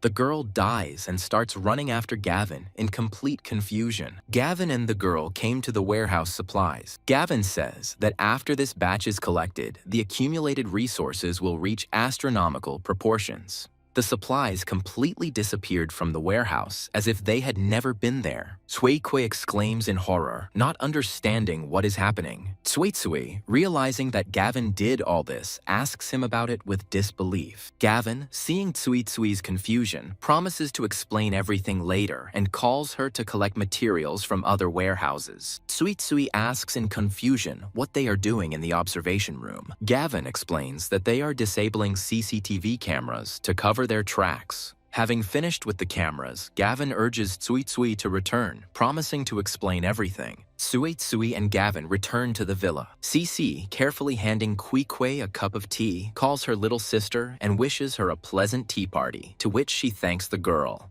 Gavin asks Tsuitsui if she believes what he told her, and she says she does. Yahello notes with irony that Tsuitsui believed Gavin so easily, without asking unnecessary questions. Gavin seriously announces that the apocalypse is coming tomorrow, and from that moment on, they don't go outside. Tsuitsui asks to go out, explaining that she needs to go somewhere, and Gavin says that she must be back before 12 the next day. Zach's security guard justifies himself to him by saying that last time was just an accident. Zach's guard says when they came across another group who also wanted to kill Gavin. Zach, losing his patience, growls at the guard that those who mess with trash have no business in the mountains and warns that his patience is running out. Zach says that this time he will go himself and the Covenant follows him. Homeless animals gathered around bowls of food. Tsuitsui turns to the animals. She can no longer feed them, so they need to learn to get food for themselves. The girl says goodbye to the animals, saying that she hopes to see them again. The guard reports to Zach that Gavin has been sitting in the villa for a while and hasn't come out, so it won't be easy to get to him. The guard suggests that Zach grab Gavin's girlfriend, believing that then he himself will come, and gives the order to move forward. Yahello is shocked and in disbelief, screaming into the phone. Yahello bursts in on Gavin, screaming that that bastard Zach has captured Tsuitsui and insists that Gavin come to him alone. Gavin, seething with rage, declares that Zach asked for this himself, and he will not live to see the apocalypse. Gavin comes to the old factory. Zach greets Gavin mockingly, saying that he finally showed up. Gavin, ignoring the taunts, orders Zach to stop wagging his tongue and let Tsuitsui go. Zach's henchman pushes Tsuitsui towards Gavin, saying, "Yes, please." The girl screams the main character's name in fear and runs towards him. Zach says with an evil smile that Tsuitsui is naive and shoots in her direction. The girl turns around in shock and inevitability. Gavin suddenly pulls Tsuitsui towards him, dodging her bullet. Zach exclaims in shock and disbelief as he watches Gavin dodge, not understanding how he did it. The girl shouts to Gavin that the bandits have weapons and urges him to run quickly. Gavin calmly replies that he shouldn't be afraid and to leave it to him. Gavin claims he wanted to give him a couple more days to live, but a gap opened up in his schedule, hinting at a quick reprisal. Zach orders his men to torture Gavin, promising not to let him die so easily. One of the bandits confidently declares that he can deal with Gavin with one blow, underestimating his opponent. Gavin, looking at the attackers, says in an icy tone that he sees that they don't want to live and slams the first one face first into the wall. The bandit exclaims in shock and horror, not understanding how Gavin can be so strong. The gang leader, having come to his senses, orders everyone to attack Gavin and take him. Gavin dodges the bandit's knife. The main character twists the bandit's arm and snatches a knife. At the next moment, he wounds the bandit in the leg with a knife. Gavin quickly and deftly inflicts the same wound on two more bandits. Tsuitsui, watching the fight, notices with admiration and relief that Gavin is so strong. Zach doesn't understand where Gavin got such abilities from, but his comrade orders him not to panic and reminds him that they have guns. The leader of the bandits, aiming at Gavin, smirks and challenges him to try to dodge if he is so agile. But at the next moment, a bullet flies straight into the heart of the head of the bandits. Gavin mockingly reminds him that he forgot to mention that he also has a gun. Zach, seeing how Gavin skillfully deals with his people, screams in despair and disbelief that this is impossible. Tsuitsui watches in horror as Gavin kills the bandit and quietly says that Gavin killed him. Zach starts running away in panic, screaming that he won't take him. Gavin shoots Zach in the leg with a well-aimed shot, Gavin approaches and coldly asks if he really thinks he can escape. Zack reminds Gavin that he is the heir of the dragons and he cannot touch him, but his voice sounds uncertain. Gavin mercilessly shoots Zack in the other leg as he screams. The protagonist coldly and mercilessly says that he did not touch Zack. Zack admits his defeat and offers to name any amount, just so that Gavin will let him go. Gavin puts the figure at 1 trillion. Zack is shocked and horrified and can't say anything. Zack replies that he asked him to name the amount, not to mock him, and asks who could possibly have that kind of money. Zack continues to be insolent, and Gavin, losing his patience, declares that he will teach him a lesson, after which a gunshot is heard. Zack, fearing for his life, begins to beg Gavin to stop, addressing him first as brother and then as sir. Gavin calls Zack a coward and reminds him that he said he would be finished today, after which the gunshot sounds again. Suddenly, a police siren sounds and an officer loudly orders everyone to stand still and not move. Zack, Gavin asks, didn't he expect him to call the cops, and defiantly asks if he can't kill him anymore. Zack threatens Gavin that not only can't he kill him, but he's also been attacking people on the street, so he'll rot in prison. Gavin shoots Zack in the groin out of frustration. Zack, writhing in pain, clutches his groin with his hands and, cursing through his teeth, calls Gavin a beast for depriving him of his male happiness. Gavin doesn't kill Zack because death in the apocalypse is too dignified, at which point the police officer orders him to put the gun down. Gavin, looking at the police, smirks and declares that they won't catch him, hinting at his abilities. The police, armed, order the surrounding of Gavin and the beginning of an operation to detain him. Gavin starts counting down to something. A policeman looks in shock at the sudden snowfall in the middle of summer. 3 police officers look at the sky, not believing the falling snowflakes. Someone from the crowd exclaims in shock, not understanding where the snow came from in the middle of summer. Snow begins to fall throughout the area. The police officer panics and notices that the temperature is rapidly dropping and they are becoming very cold. The wounded bandit, shaking from the cold, begs for help, screaming that his wounds are freezing. Zack, realizing that Gavin was right and in horror, begs for salvation, not understanding why it is so cold, and screams that he will soon freeze to death. The policeman shouts to the others to take Gavin. Gavin proclaims that the apocalypse has indeed arrived, and seeing that the temperature continues to drop, urges Tsuitsui to go. The police officer tries to stop Gavin, shouting that he can't get away. Gavin advises the officers to lower their weapons, warning that if they continue to hold the metal, their hands will be cut off by the freezing cold. The police officers, shaking from the cold, order each other to drop their weapons, as their hands are already frozen and they cannot feel them. Gavin, turning to Zack writhing on the ground, mockingly reminds him that he told him no one would catch him. Zack, begging for help, says that he is so cold that his legs will give out if no one comes to help.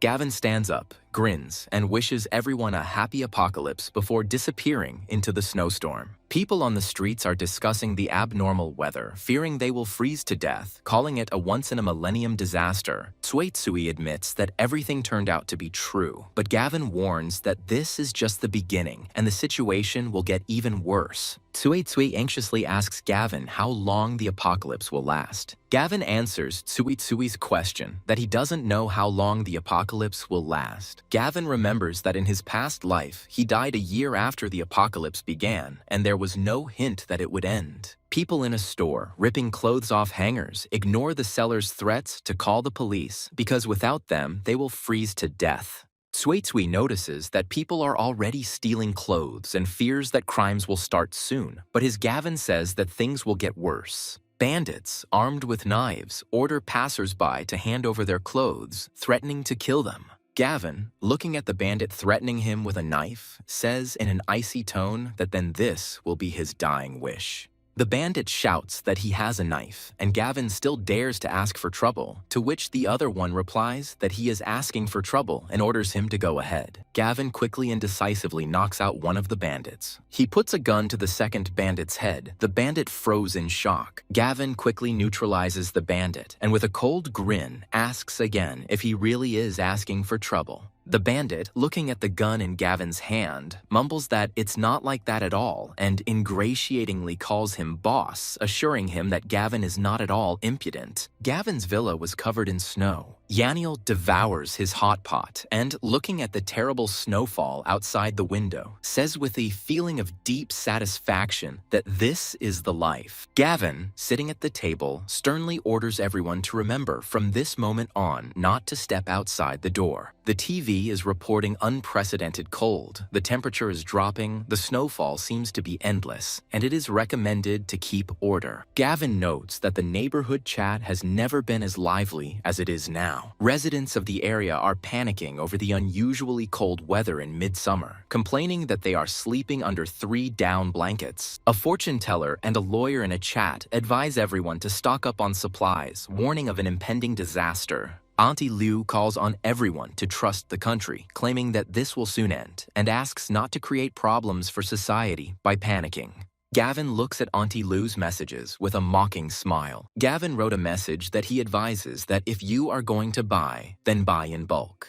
Auntie Liu scolded those who doubted, calling them snotty and foolish, assuring them that everything would end very soon. 3 days later, it has been snowing for 3 days in a row, and the air temperature has reached -60 degrees. Suicui notes that the apocalypse began so suddenly that many did not have time to stock up on food and fears that they will die of hunger. Gavin notices notifications on his phone from the residents' chat room. The temperature has been dropping for 3 days now, but there is no warming. Auntie Liu declares that the district committee will provide every home with what it needs. Gavin hears a knock on the door and asks warily who it is. Auntie Liu knocks on Gavin's door, shouting that the community has brought them a bit of warmth and asking him to open the door. Gavin politely declines through the door, saying they are warm enough. Auntie Liu introduces herself again and demands that the door be opened immediately, but Gavin refuses, citing the intense cold outside. Auntie Liu, recognizing Gavin's house, screams in rage at how dare he defy the organization and orders him to open the damn door. Gavin calmly replies that he's not throwing anything at her, to which Auntie Liu demands to open the door, calling him a good guy. Gavin, losing his patience, declares that he is challenging her and calls her a fool. Auntie Liu is furious and screams that this damn idiot is driving her crazy. Auntie Liu, realizing that Gavin won't open the door, says that her grandson could die of hunger and suggests going around the other houses. Gavin, looking at the chat, thoughtfully notes that 3 days have passed already, and people are already starting to show their rotten side. The snow-covered villa of Ksenia Scott and her mother. Ksenia's mother reports that they only have food for 3 days and asks if her daughter has contacted Zach, but Ksenia replies that he is injured. Ksenia, trying to calm her mother, suggests finding someone to buy them supplies before prices skyrocket. Ksenia agrees to her neighbor's exorbitant prices, asking him to bring supplies to her home and to let her know if anyone else has anything to sell. Gavin notices that Ksenia, although a bitch, is not stupid, since she figured out how to buy supplies when suddenly Tsui calls Gavin to dinner. Gavin, reading Ksenia's chat messages, coldly remarks that those who sell their stock now will greatly regret it in the coming days. At the snow villa, where Hunter and his people are, temperatures have already reached -60 or even 70 degrees, and there are no signs of warming. Hunter's man panics and asks what they should do because they are out of food and don't want to starve to death. Hunter, in despair, decides that he can't just sit and wait for death and orders them to go and get everything they need. Hunter's accomplice notices an online profile of a man named Gavin and assumes he is the one they are hunting. The girl confirms that it is indeed Gavin and is surprised that he also uses this app. Hunter suggests sending Gavin a message demanding that he bring them some food. Gavin, encouraging a tired CC, says that if she trains for half an hour every day, she will definitely succeed. Little Saishi, gathering her strength with determination in her eyes, says that she will definitely pass, turning to Gavin. Yaniel notices that Shishi is training hard and realizes that the world has changed, so he should take care of himself too. Gavin suggests that Yaniel train and says that with his technique, they will be much stronger than if they remain without practice. Yaniel, exhausted, falls to the floor and groans that he can no longer hold on. Yaniel, wiping away sweat, admits that training is exhausting and suggests they have some lobster to refresh themselves so they can try again.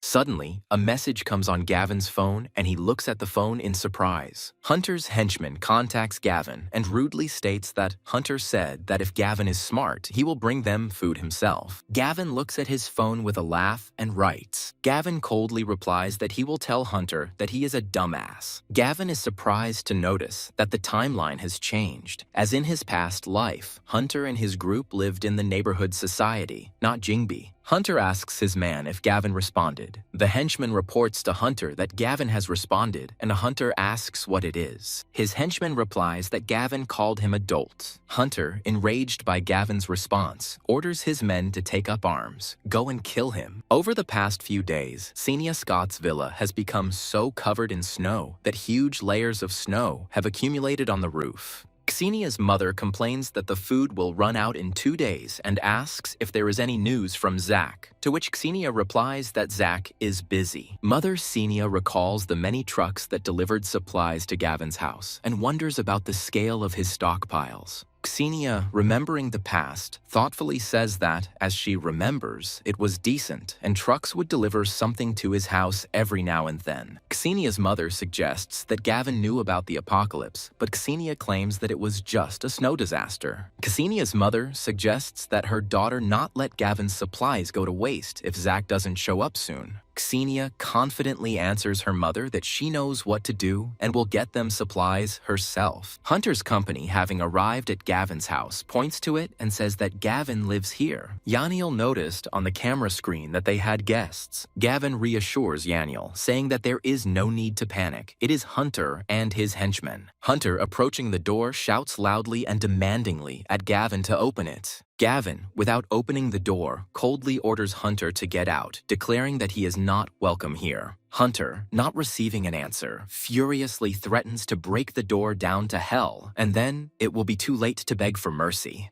Gavin, standing calmly by the window, coldly notices how dirty Hunter's mouth is and offers to wash it out. Gavin turns on the ice-cold water tap and directs the stream at Hunter, who screams in shock and rage that the son of a bitch got them wet. Hunter orders his men to break down the door and kill Gavin immediately, but his henchmen, their teeth chattering from the cold, reply that they can't. Hunter, wet and shivering from the cold, shouts out a hateful threat that Gavin will dance for him again. Yahello, watching the bandits suffer with pleasure, laughs joyfully, noticing how they are freezing poor things. Gavin announces that it's been a week since the apocalypse began, and it's time to go outside, but Yahello asks why, since they have food. Gavin cryptically says that there will be a larger meteor shower soon, hinting at a new opportunity to gain powers. Yahello, hearing Gavin's words, joyfully shouts that they must not miss this. Gavin looks at his phone in surprise and notices that Xenia Scott is indeed texting him. Xenia texts Gavin, asking if he's there and saying she wants to talk to him. Gavin, having read the message, replies with irritation and disgust that it will be all right. Xenia's mother eagerly asks if Gavin has responded. Xenia confidently replies that he would tear his throat out just to be with her, and has no doubt that he will answer. Half an hour later, holding the phone with unread messages in my hands, shaking with rage, Xenia's mother complains in irritation that half an hour has already passed, and there has been no sign of Gavin, and she curses. Hunter's people, sneezing, complain that it is too cold and ask to make the fire bigger. Hunter, shivering from the cold, notices that the temperature outside is clearly not suitable for humans, and she is almost frozen to death. Hunter, furious, vows that next time they will be ready, tear down Gavin's doors, strip him naked, and throw him out into the street. Xenia's mother asks if 2 hours have passed already and if Gavin is answering, to which Xenia replies with annoyance that he is not. Xenia's mother advises giving him time because men have pride too and suggests sending voice messages that drive him crazy. Xenia sends Gavin a voice message with feigned concern, asking what he is doing and how he is, if he is okay. Gavin listens to the voicemail and, grinning, decides to play along, calling Xenia a bitch and saying that he's bored anyway. Gavin records a voice message asking if she really misses her daddy. Xenia said that Gavin was still just as pathetic, and one look from her was enough to have him at her feet, and now let him send them food. Xenia turns on Gavin's voicemail and hears him ask if she missed her daddy. After another refusal, Xenia angrily calls Gavin a bastard. Auntie Lou is being criticized in the neighborhood chat, but she announces that she will go door to door with the committee, collect the surplus, and distribute the supplies evenly. Gavin notes that she is not stupid and wants to get her hands on people's supplies, but it is unlikely that anyone will help her with this because people are not stupid either.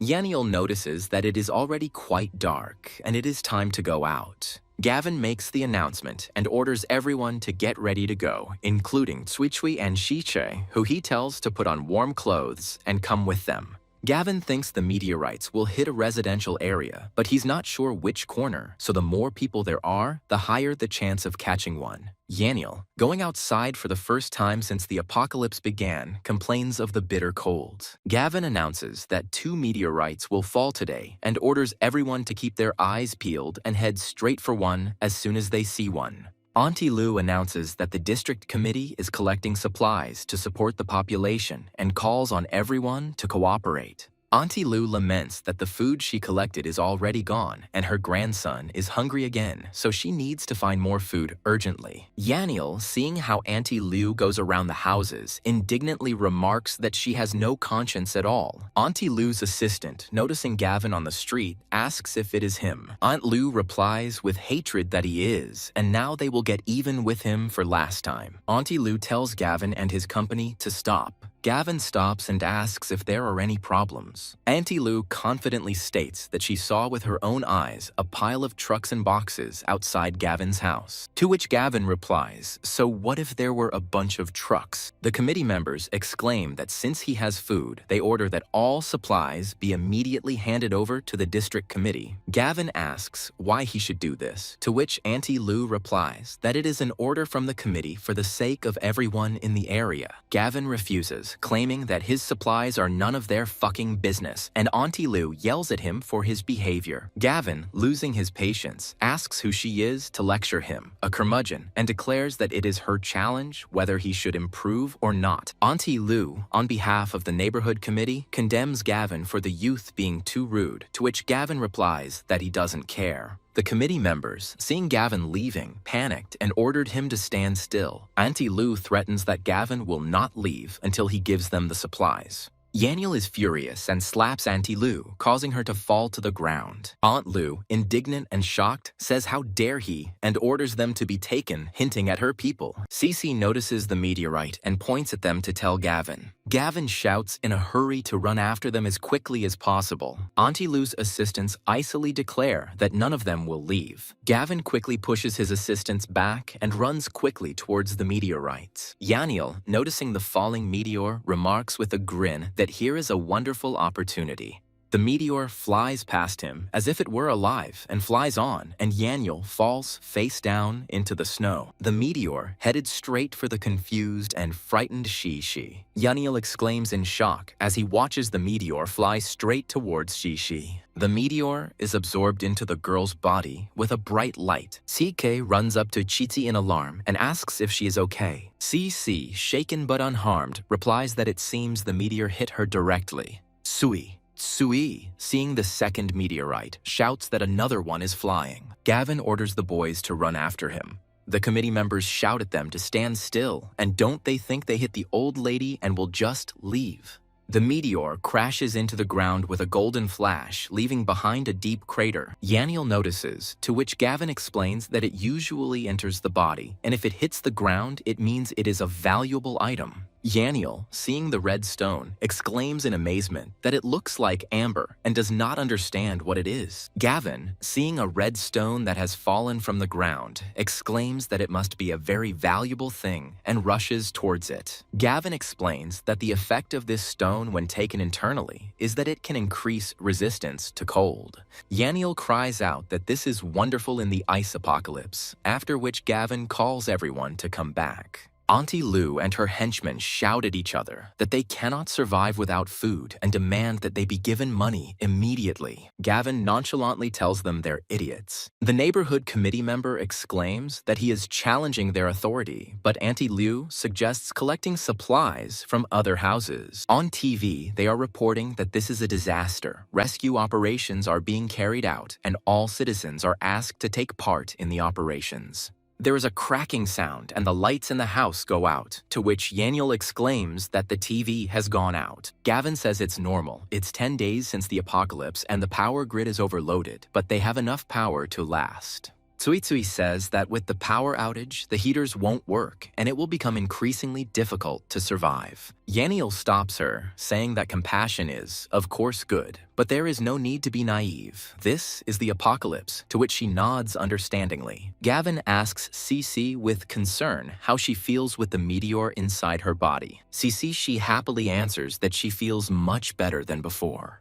Gavin asks Cece again if she feels much better, and she happily confirms that she does. Gavin invites Cece to try the techniques he taught her to test her new abilities. Gavin notes that his physical condition has not changed at all, and it seems that the acquired ability is not related to physical strength. Gavin asks if she has any new memories, like how to swordsman or cast fireballs, but she says no. Gavin, unable to find an explanation, calms Cece down and says that they will slowly but surely find out what ability she has received. Gavin announces that they will now share the spirit fluid between everyone, and they will not have to worry about the cold when going outside. Yahello drinks the spiritual liquid from the glass. Yahello notices that warmth is spreading through his body, and Gavin explains that after this, he will not freeze, even if he stands in the cold for hours. Xenia's mother says that their electricity went out, there is no heat left, and she has weak bones that will soon turn into ice. Xenia says that they need to hold out and the electricity will come back, but the mother says that if Zack doesn't come, they won't last. Xenia reports that Zack said his wounds are almost healed and he will arrive soon, and then they will immediately kill that idiot Gavin. Xenia's mother, seeing the light in Gavin's house, is perplexed and remarks that this is strange. The mother asks her daughter if this is Gavin's house and why he has electricity when no one else has it. Xenia's mother notes that he has his own source of electricity. Xenia exclaims in rage that damn Gavin, and how the hell is he still living so well? Xenia's mother orders her daughter to contact Gavin again to find out about his situation, and Xenia reluctantly agrees. Xenia texts Gavin with feigned curiosity, asking what he's come up with since there's no electricity in the entire area. Gavin, after reading the message, remarks with a grin that she must be going through a difficult time and is again seeking his attention. Gavin, with a grin, remarks that since she is following them, she needs to show her how well they live. Xenia joyfully exclaims that Gavin has finally answered, and her mother, full of impatience, urges her to quickly read what is there. Gavin tells her that he got bored of doing nothing, so he decided to prepare a table of food and will soon be eating. Xenia's mother, looking at the food photos sent by Gavin, exclaims that all the dishes are her favorite, if only she could eat any of them. The mother panics and demands that she force Gavin to share the food. Xenia writes to Gavin, asking how he managed to save so much food when they had run out of everything long ago, and her mother awaits his answer. Mother and Xenia waited impatiently for Gavin's answer. Gavin briefly replies that enough chatter, he's going to eat, and there won't be any more messages from him. Xenia, having read the answer, exclaims in rage that he simply decided to amuse and humiliate her. Gavin, watching the actions of the area's householders, they too are beginning to lose patience from hunger and cold. In the neighborhood chat, residents are discussing hunger, and one suggests going out to look for food, while another says that several people have died under the snow. Gavin says that going out now is not the best idea. People will not survive long in this weather, freezing to death. Big Stick Wang, seeing that there are no takers, decides to go alone, and Fortune Master Joe begs him not to take any risks.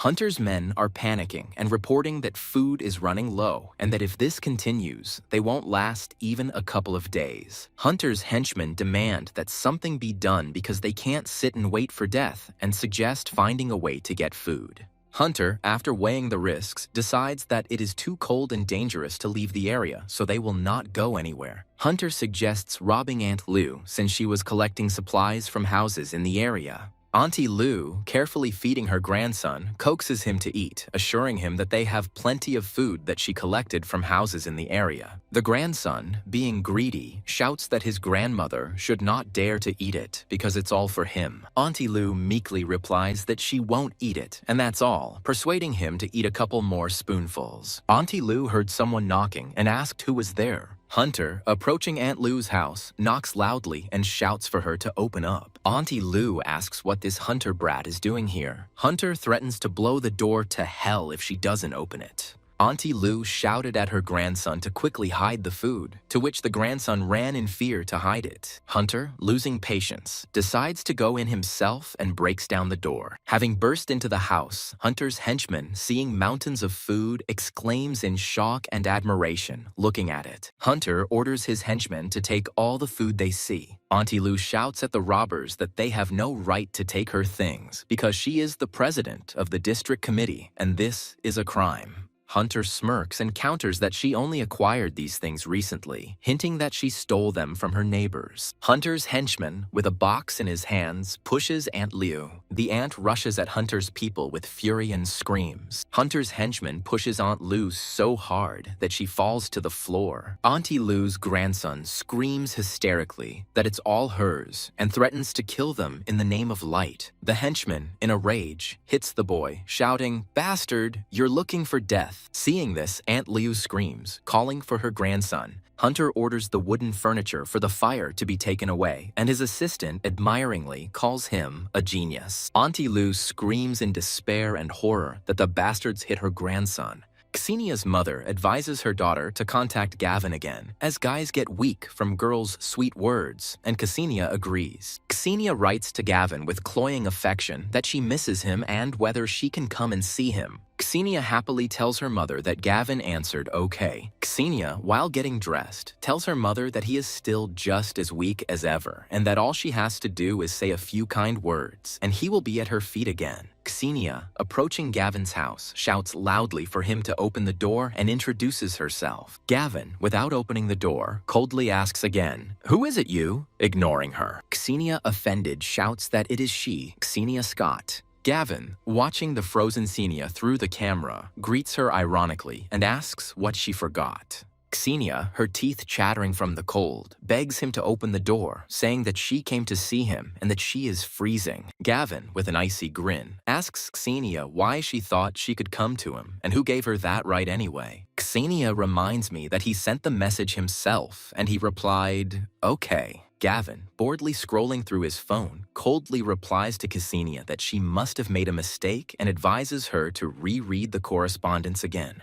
Ksenia looked at her phone to reread the correspondence more carefully. Ksenia, having reread the message, it said, "Okay, but below is bullshit," and indignantly asks what kind of bullshit it is. Ksenia, in a rage, shouts at Gavin that he should always open the door for her and hysterically asks whether he will open the door or not. Gavin, leaning back on the couch, replies that he won't let him in. Ksenia kicked the door and, raising her voice, warned that he would dance for her again. Ksenia curses Gavin, promising him terrible revenge. Ksenia's mother notices that they can't even get in, and Ksenia suggests calling Aunt Lou and asking her to share some supplies. Auntie Lou, comforting her freezing and hungry grandson, promises him food, but the grandson complains that he is cold and hungry. Auntie Lou tells her grandson that she will find food. At that moment, Aunt Lou's phone starts ringing off the hook. Ksenia complains to Aunt Lou about Gavin and asks her to punish him, and she maliciously replies that she knows about it and has a long-standing score to settle with him. In the neighborhood chat, residents discuss Big Stick Van, who nearly died in the snow, and come to the conclusion that it's now everyone's on their own.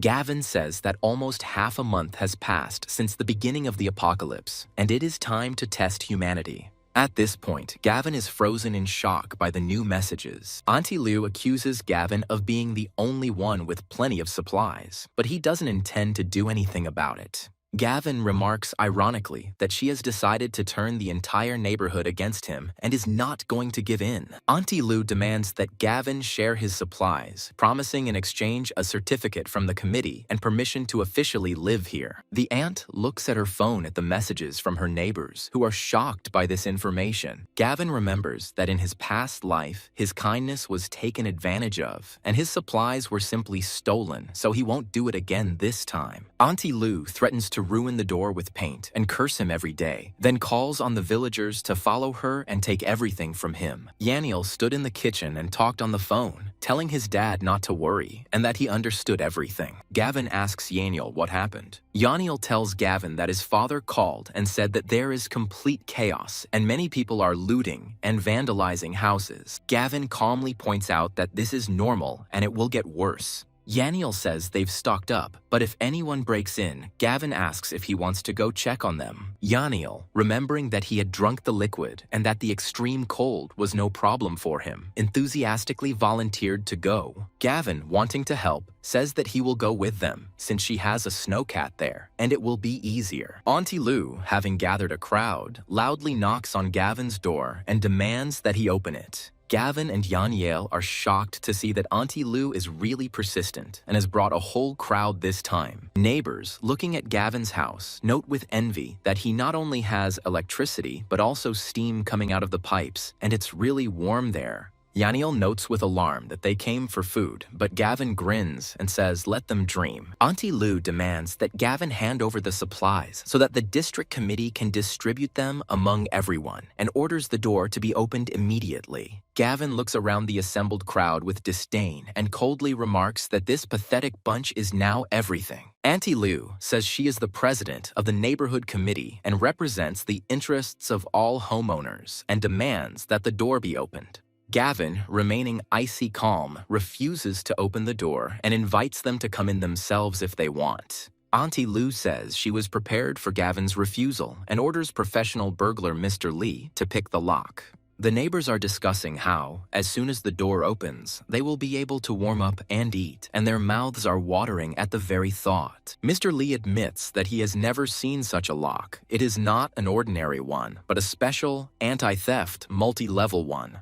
Gavin grins and remarks that they are fools. His lock is like a safe in a bank vault, and some old man won't be able to open it. Auntie Lou hopefully asks if Mr. Lee can open the lock, to which he hesitantly promises to try again. Gavin, losing patience, orders Yahello to turn on the power, and he readily complies. There is a cry for help, and the burglar falls to the ground, struck by an electric discharge. Auntie Lou exclaims in shock that Gavin wired the door with electricity and is horrified by his cruelty. Auntie Lou is furious and orders the crowd to break down the door, demanding that they get inside at any cost and take the supplies. Auntie shouted to the crowd to start now. The crowd, gaining speed, drives a tree trunk into the door, trying to knock it down. Yahello notes with condemnation that these people are shameless and have never once thought that their supplies have nothing in common with them. Gavin notes that the apocalypse is a test, and some would rather die than go through it, while others would walk over heads to survive.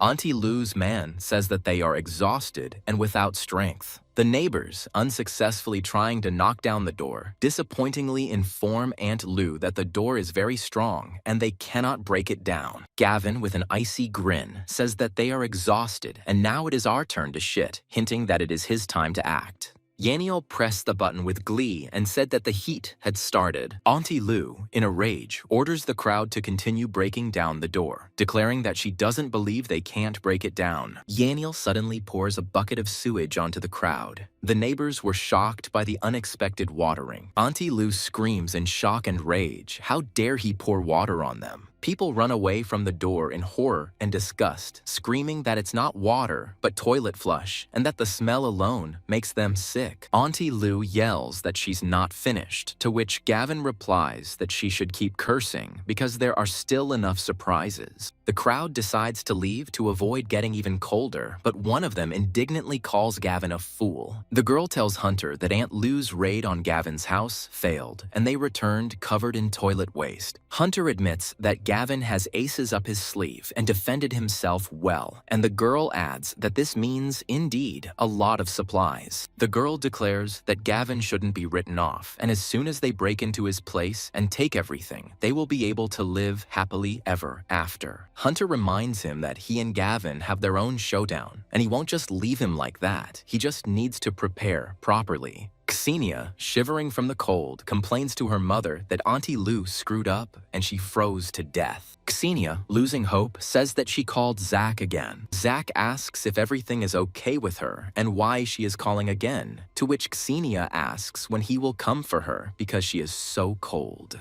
Zach replies that he has no business following her and that he can't even save himself now, after which he orders her to leave him alone and hangs up. Xenia's mother asks her daughter if Zach will abandon them, to which Xenia replies that he said that he cannot save himself now. Xenia's mother exclaims that they will die and asks who will save them, but Xenia says that they need to go and look for food themselves. The mother, frightened, objects that they will freeze even faster if they go outside. Xenia replies with despair that they cannot just sit and wait for death, and they have no other choice. Xenia's mother begs her daughter to continue begging Gavin because he is the only one who can save them. In the snow-covered villa of Gavin, which is almost completely covered in snow and is the only one where the snow is burning, Xenia, having lost all pride, writes to Gavin, begging him to forgive her and asks what she can do to make him forgive her. Gavin, remaining icy calm, replies that she should call him Daddy. Xenia listens to his voicemail where Gavin repeats his condition, insisting that Xenia call him Daddy. Xenia, burning with shame and humiliation, exclaims that this is too much. Xenia's mother begs her daughter to spit on her pride and just call him that, but Xenia tries to object. Her mother interrupts her, saying that the most important thing now is to survive. Xenia angrily tells him that Gavin will answer and is sure that he will let them inside. Gavin listens to the voicemail where Xenia called him Daddy. Xenia's mother asks what Gavin answered and is sure that he will let them inside this time. Gavin, after reading Xenia's response, contemptuously calls her a fool and says that he does not have such a spoiled daughter. Xenia, enraged by Gavin's response, showers him with obscene language in rage and despair. Hunter's men, preparing for a new attack, report to Hunter that everything is ready, and he nods, deciding to teach the attackers a lesson. Hunter commands his men to go out. He goes with the intention of finally getting what he wants. Hunter's men follow him boldly. Yahello warns Gavin that Hunter is back with his friends. Gavin coldly remarks that they won't get away so easily this time, and they shouldn't think they're so easily humiliated. Hunter approaches the door and, pretending to give Gavin one last chance, orders the door to be opened. Gavin, holding a cup of hot drink in his hands, calls Hunter an idiot. Hunter coldly replies that his chance is gone, and now he will wait for retribution while his henchmen throw firewood at the door. Hunter, losing his patience, orders to pour gasoline and burn the house to hell. Yahello says they'll set the house on fire, but Gavin says the house is made of heat-resistant materials, and even if they burn it for 3 days, it won't work. Hunter throws a lighter into the gasoline and exclaims with glee that Gavin has played himself into oblivion. Hunter and his men look at the fire that has engulfed the door. One of Hunter's henchmen, watching the ineffective fire, notices with bewilderment that something is wrong because time is passing and the house is not burning. Hunter admits that the fire is useless and understands that the house is made of heat-resistant materials, so the fire will not harm it. Hunter, unwilling to give up, orders the door to be drilled, declaring that he must get inside at any cost. Hunter's man said he would take care of it, standing with a drill at the ready. Hunter mutters maliciously that in a little while he will show Gavin how he will beg him for mercy. Cece tells Gavin that the bad guys are breaking down their wall, but Gavin reassures her that it's okay. They won't get in anyway. Gavin announces that it is time to hunt and orders Yahello to get ready, to which he replies that it is high time to teach them a lesson. Yahello says it's his first time using a bow, to which Gavin replies it's for close-range purposes. Gavin says that in the future there will be items with supernatural properties, so it is necessary to train in archery.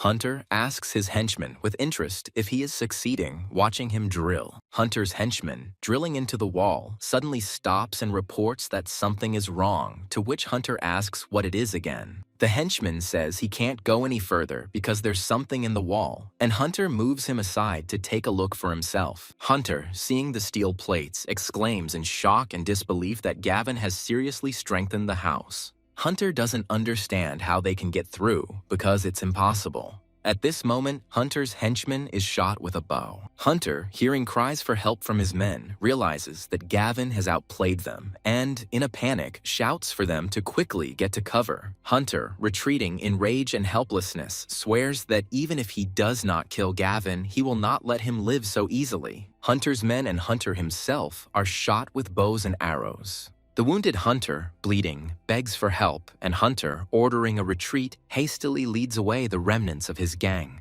Hunter's wounded henchmen, left to die in the snow, scream in panic, begging for help to stay and save them. Yahello counts the losses and notices that there are 3 left. The rest are gone. Yahello asks what to do with them, to which Gavin replies that there is no need to worry. In such weather, the wounded will not go far without medicine. The wounded, shaking with fear and cold, beg Gavin not to kill them, justifying themselves by saying that Hunter forced them and they didn't want to. Gavin says it's time to go back, and he and Yahello leave. Yahello asks why Gavin let them go, and he says that knowing Hunter won't come back, and in 10 minutes they will turn into popsicles. Yahello adds that Hunter was also shot, and by leaving them to die, Gavin will sow discord in the gang, making it unlikely that Hunter will return. One of the wounded, trying to console himself, remarks that at least he didn't kill them. The wounded desperately discuss how long they can last and decide to call Hunter to come back for them.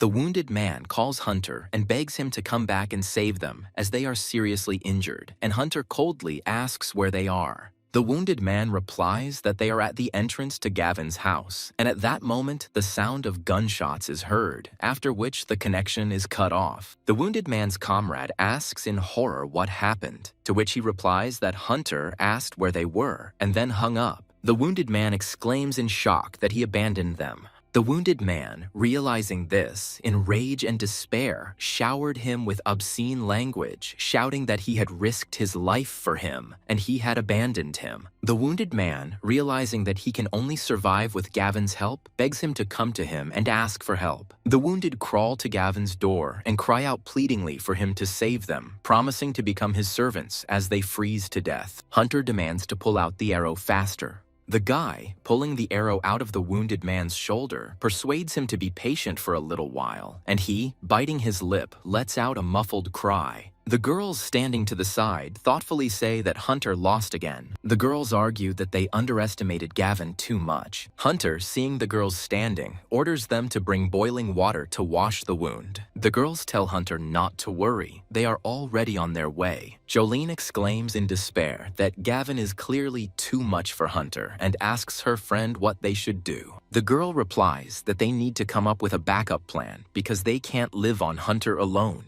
Jolene notes with bitterness that they are trapped here, with no food and no chance to go outside. Sharon says thoughtfully that Gavin's house is now the safest place in the area. Jolene hesitantly reminds him of their bad relationship with Gavin, but Sharon assures him that if they apologize, he probably won't leave them to die. Yahello exclaims that it will be much easier to get there on snowmobiles. Gavin turns to Yahello and suggests they go check on his parents. Ksenia's mother, looking at the snowmobile leaving, exclaims that Gavin also has snowmobiles, and he has already gone somewhere. Ksenia hisses through her teeth with hatred that she will take away everything that Gavin has. Gavin, looking around, notices that the snow is at least 2 meters high and there is not a soul in sight. Gavin suggests going to check out the supermarket nearby. Gavin and Yahello enter the store, looking around it from the inside. Inside the store, Yahello noticed that everything had been taken apart as all the shelves were completely empty. Gavin agrees, noting that it's been a month since the apocalypse began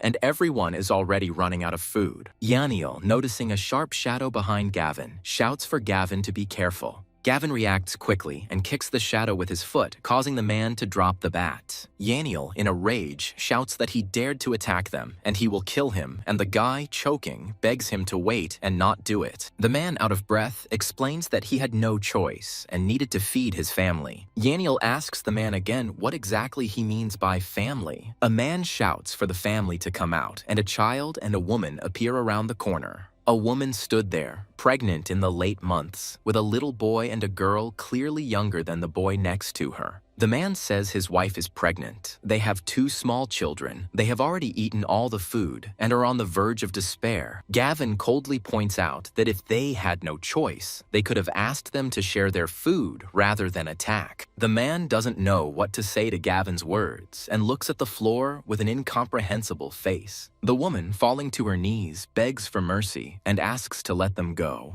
Gavin turns to Yahello and orders him to come here. Yahello, sniffing the air, notices a strange smell in surprise, but does not understand where it comes from. Gavin sniffs the air and notices that it smells like blood, but Yahello asks where the smell is coming from. Yahello and Gavin found the skeletons of people killed by this family. Gavin, nodding confidently, tells Yahello that everything is as he thought and calls him to go. Yahello, seeing the bodies of the dead, screams in rage that this is terrible and he will kill them. Gavin stops Yahello and asks if he would kill both the pregnant woman and the children, but Yahello, clenching his fists, replies that he would only kill the man. Gavin pensively remarks that in that case, the wife and children would not be able to survive without a breadwinner. Yahello exclaims in shock that this is a bunch of cattle, surviving at the expense of their own, and it is unknown how many they have already killed. Gavin philosophically notes that there will always be those who cross the line, and such cases will become commonplace. Yahello and Gavin ride snowmobiles to Yahello's parents' villa. Gavin, looking at the open doors of the houses in such cold, is surprised to notice that something is wrong. Yahello screams in horror, calling for mom and dad. The bandits inform the chief that they have found all the supplies, and the robbers have prepared them well, so they will have enough for a long time.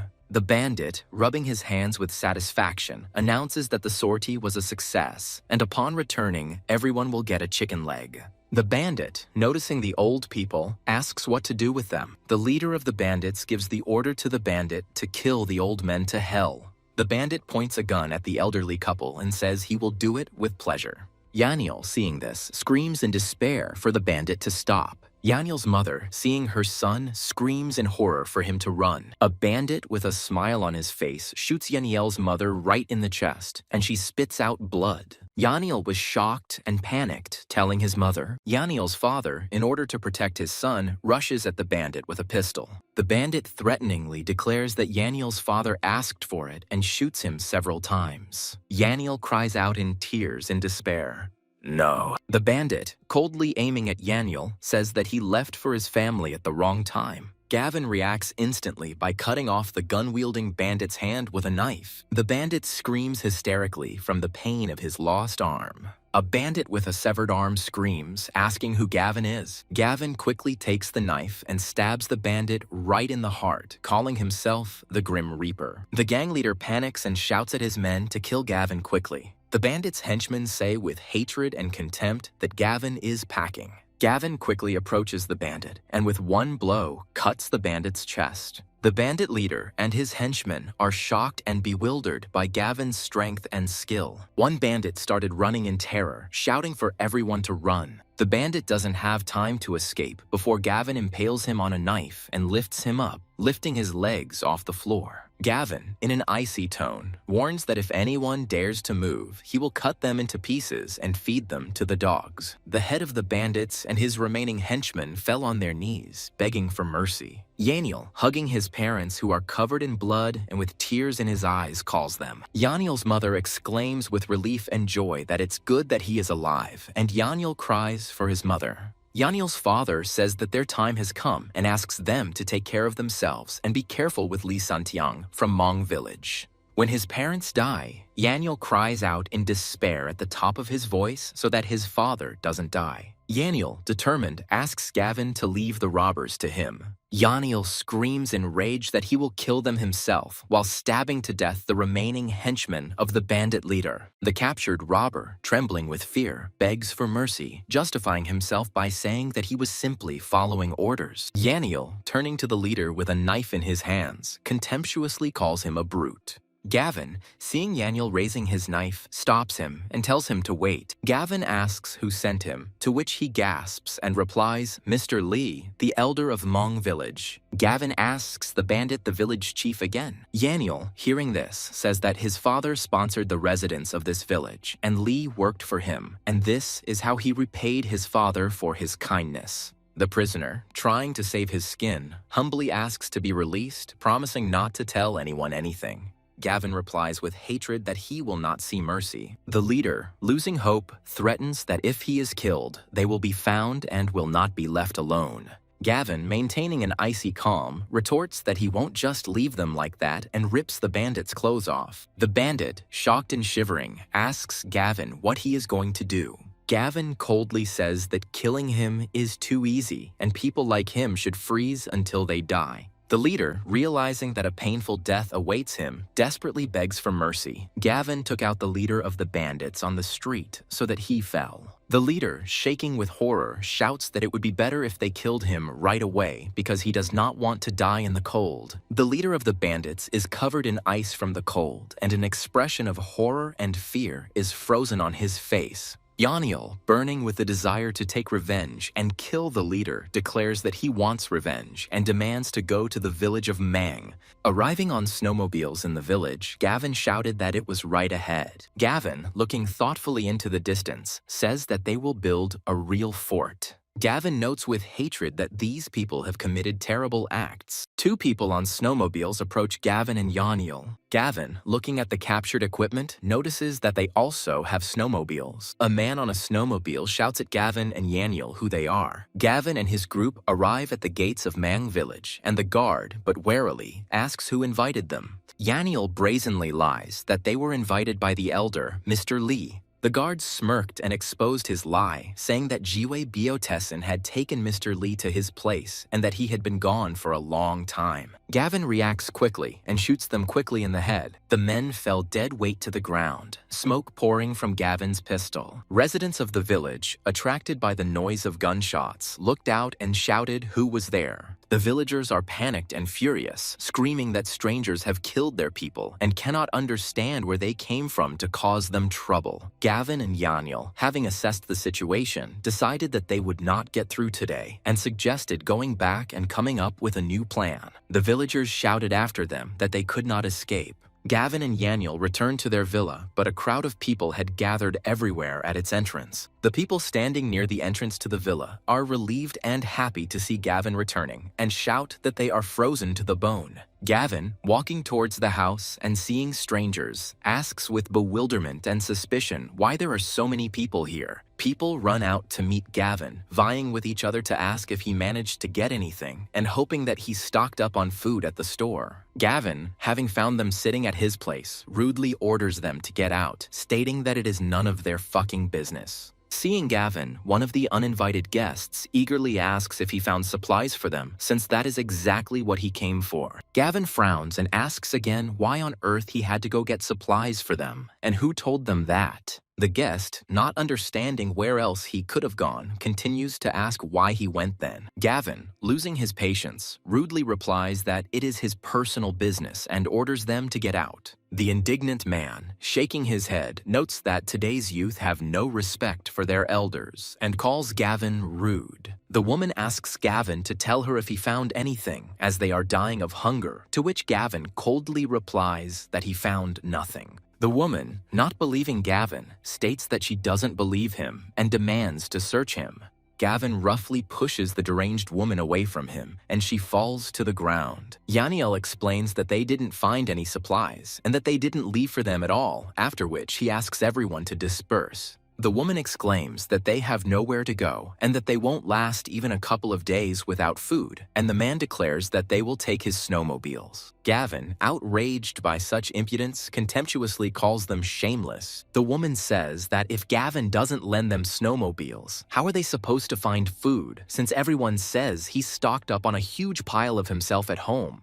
The crowd, cheering each other on, threaten to let Gavin share with them, or they will sit outside his door. Gavin, tired of their importunity, lazily declares that he is too lazy to bother with them and calls Yahello to come into the house. The woman, trying to hold Gavin back, screams that he can't leave and has no right to leave them without food. Gavin pushes the crazy woman away again, telling her to get away from him. The woman claims he hit her and demands he give her 10 packs of noodles immediately, threatening to curse him at the door every day. The man accuses Gavin of going too far and daring to hit a woman, asking if he is even human. The woman scandalously demands that Gavin immediately apologize to her and carry her to his house so that she can recover. Gavin silently extends his hand to the fallen woman. The woman, thinking that the threats had worked, smugly says that it would be just like that and demands that he prepare a delicious dinner. Gavin slaps the woman hard across the face, causing her head to snap back. The woman, putting her hand to the hit part of her face, screams in horror and disbelief, asking what he is doing. Gavin began to beat the woman who was lying on the ground and covering herself with her hands from Gavin's blows. Gavin, in an icy tone, apologizes, but says that she was screaming too loudly, which is why he hit her. The woman, in panic and fear, screams for him to stop hitting her and to stop. Gavin asks defiantly if she really thinks he'll stop at her word. The woman, writhing in pain, screams for help and for them not to stand there like statues because her face is already swollen. The men panic and scream at Gavin to stop and call for the others to stop him together. The man tried to stop Gavin by saying what kind of man would hit a woman. Gavin tells the man in a cold voice that he will then insult him. Gavin hits the man with full force, causing him to spit out blood. The protagonist begins to beat the man's face like a punching bag. The residents froze in horror at Gavin's actions. The man, in despair and horror, begs to stop. Gavin, losing his patience, declares that he asked for this and orders everyone to get lost. The residents shouted for him to be alive, ran away, and indignantly asked if he would really watch them die. In the neighborhood chat, residents ask Gavin if he'll share supplies and demand snowmobiles for everyone to use. Gavin, looking at the group of people grabbing Gavin, asks with bewilderment and irony if they are delirious or something else.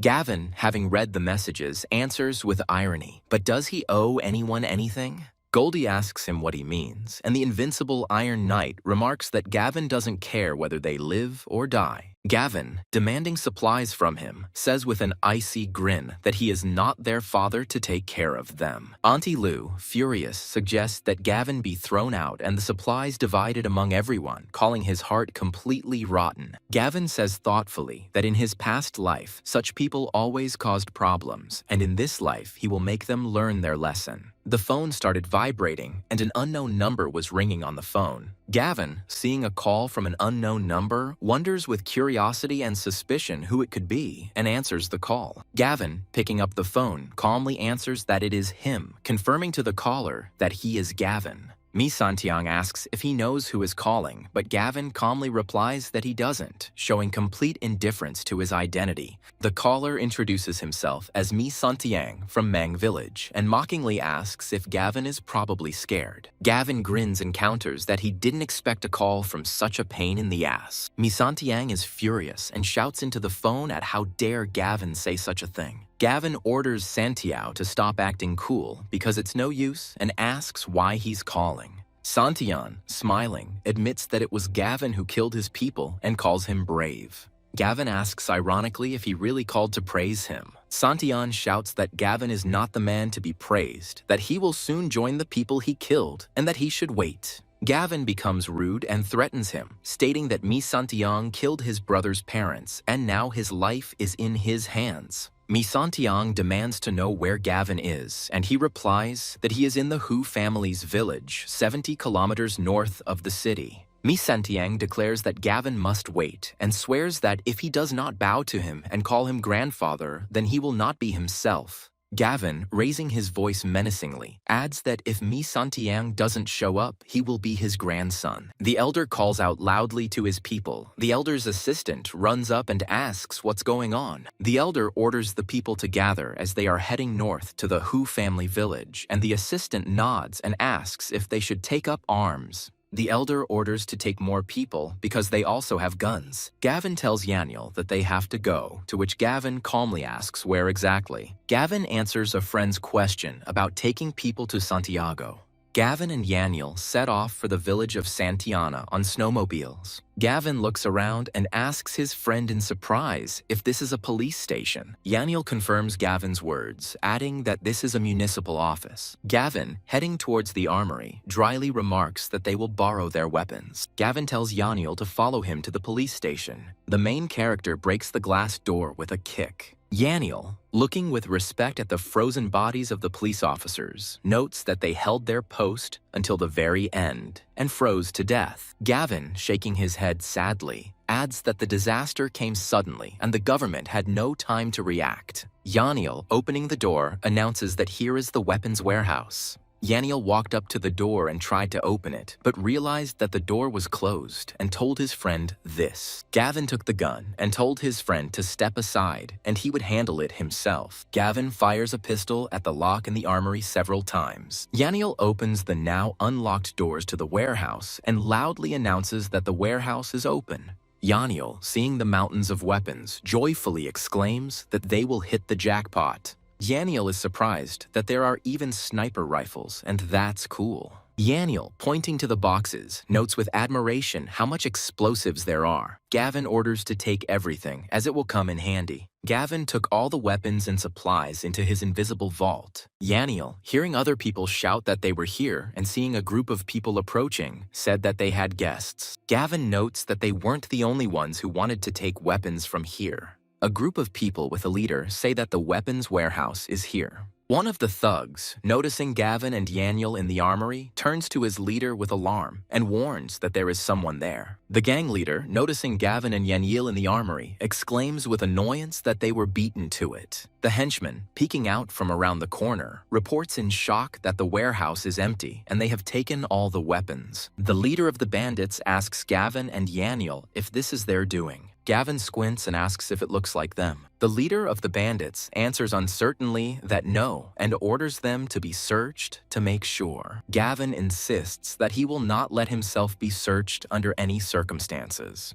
The leader introduces himself and demands a search, promising to let him go if nothing is found. Gavin declaring that he allows himself to be searched. The bandit, enraged by Gavin's insolence, growls threateningly that he doesn't even have a weapon, but he's acting so arrogantly, asking for a fight. Gavin, out of irritation and anger, kicks the bandit in the jaw, sending him flying, and asks the bandit to shut up. The leader, enraged, shouts at his men to kill Gavin and take him to be roasted. The bandits run towards Gavin and Yahello on the orders of the chief, who shouts to take them. Gavin, sighing, admits that he was too soft and takes out his gun. The henchman, seeing the gun, screams in panic that Gavin lied to them and that he has a gun. Gavin, aiming at the bandits, says in an icy voice that he will send them to the one who created them. The bandit, in horror, begs Gavin not to rush and offers to negotiate. Gavin shoots the bandit through the head. Gavin coldly says that they are shameless and he will not be kind either. The henchman, trembling with fear and stuttering, asks if Gavin dared to kill someone. Gavin also kills the henchman by shooting him through the head.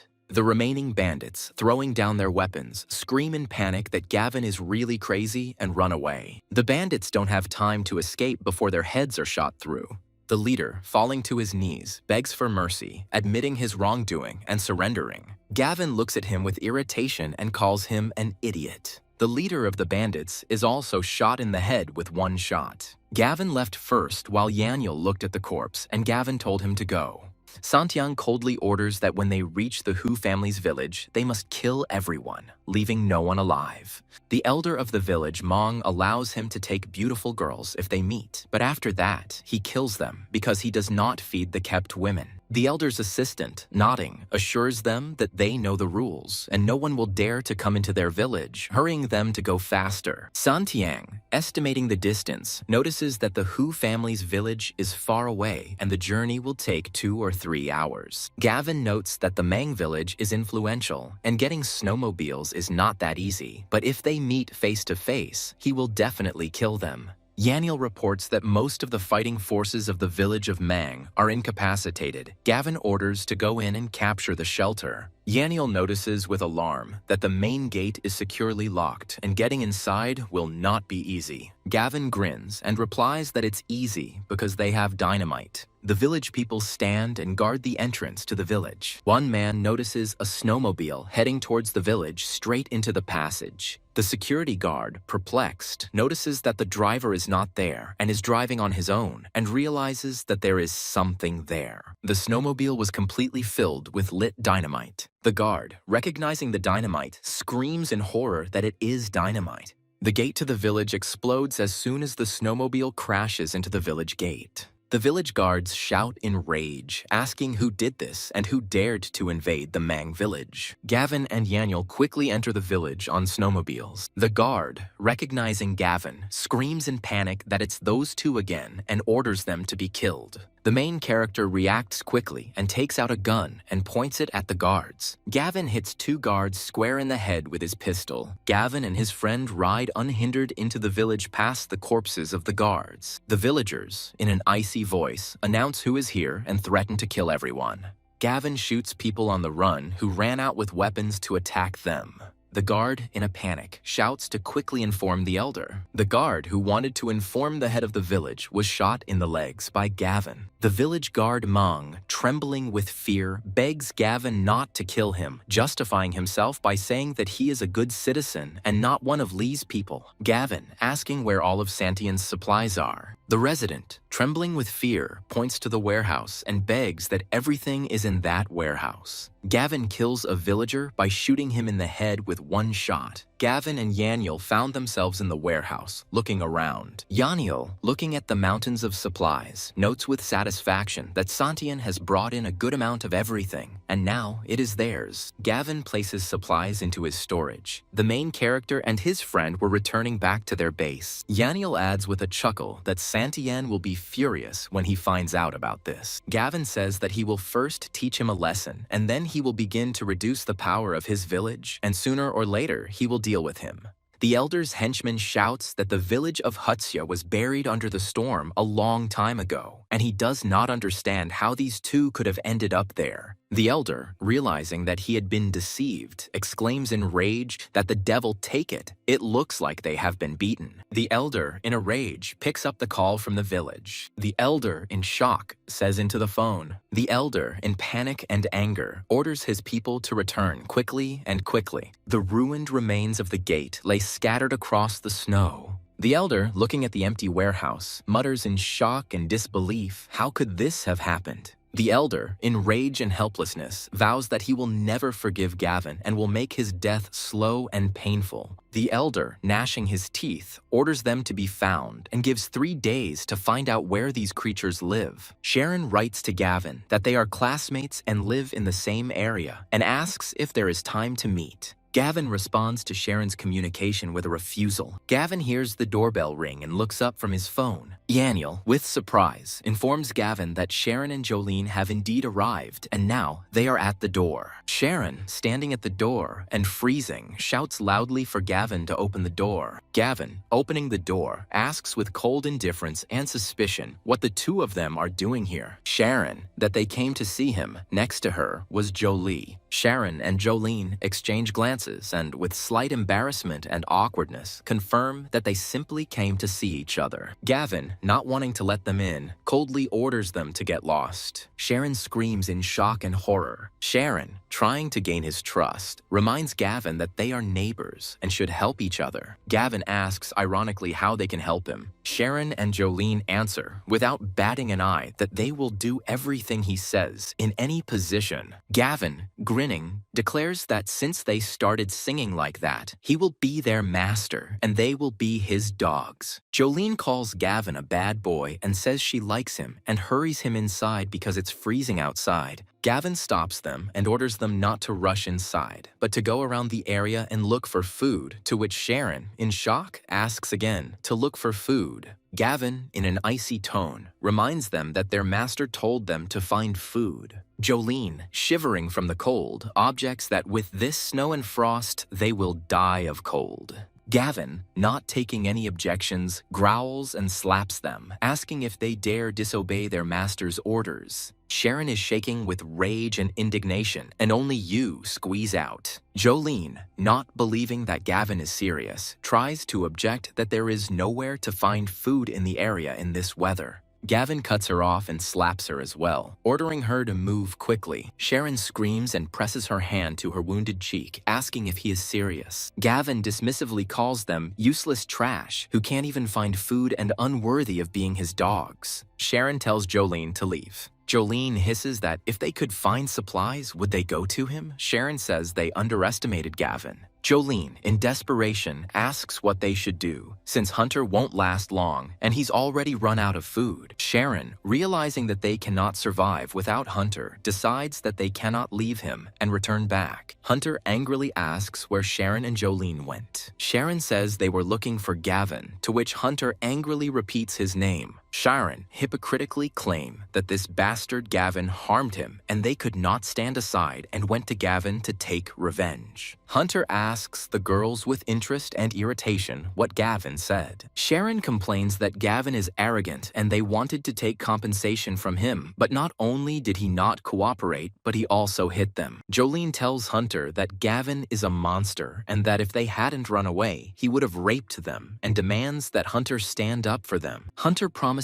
not to worry and says that he and Gavin are natural enemies and he will definitely kill him. Hunter, having decided to act, orders his men to follow him, to which his henchman asks in bewilderment where they are going. Hunter replies that he should look for me and that he's going, but Hunter's henchman remarks that they don't have snowmobiles to roam freely. Hunter confidently replies that the entire area is now theirs and everyone except Gavin will listen to them. The henchman, agreeing with Hunter, declares that all the supplies in the area are now theirs, and if they can't rob Gavin, then they will rob others. A boy and a girl were warming themselves by a makeshift fire in the room when Hunter's gang breaks down the door to the house. The guy whose house was broken into screaming asks in horror what they are doing and who let them in.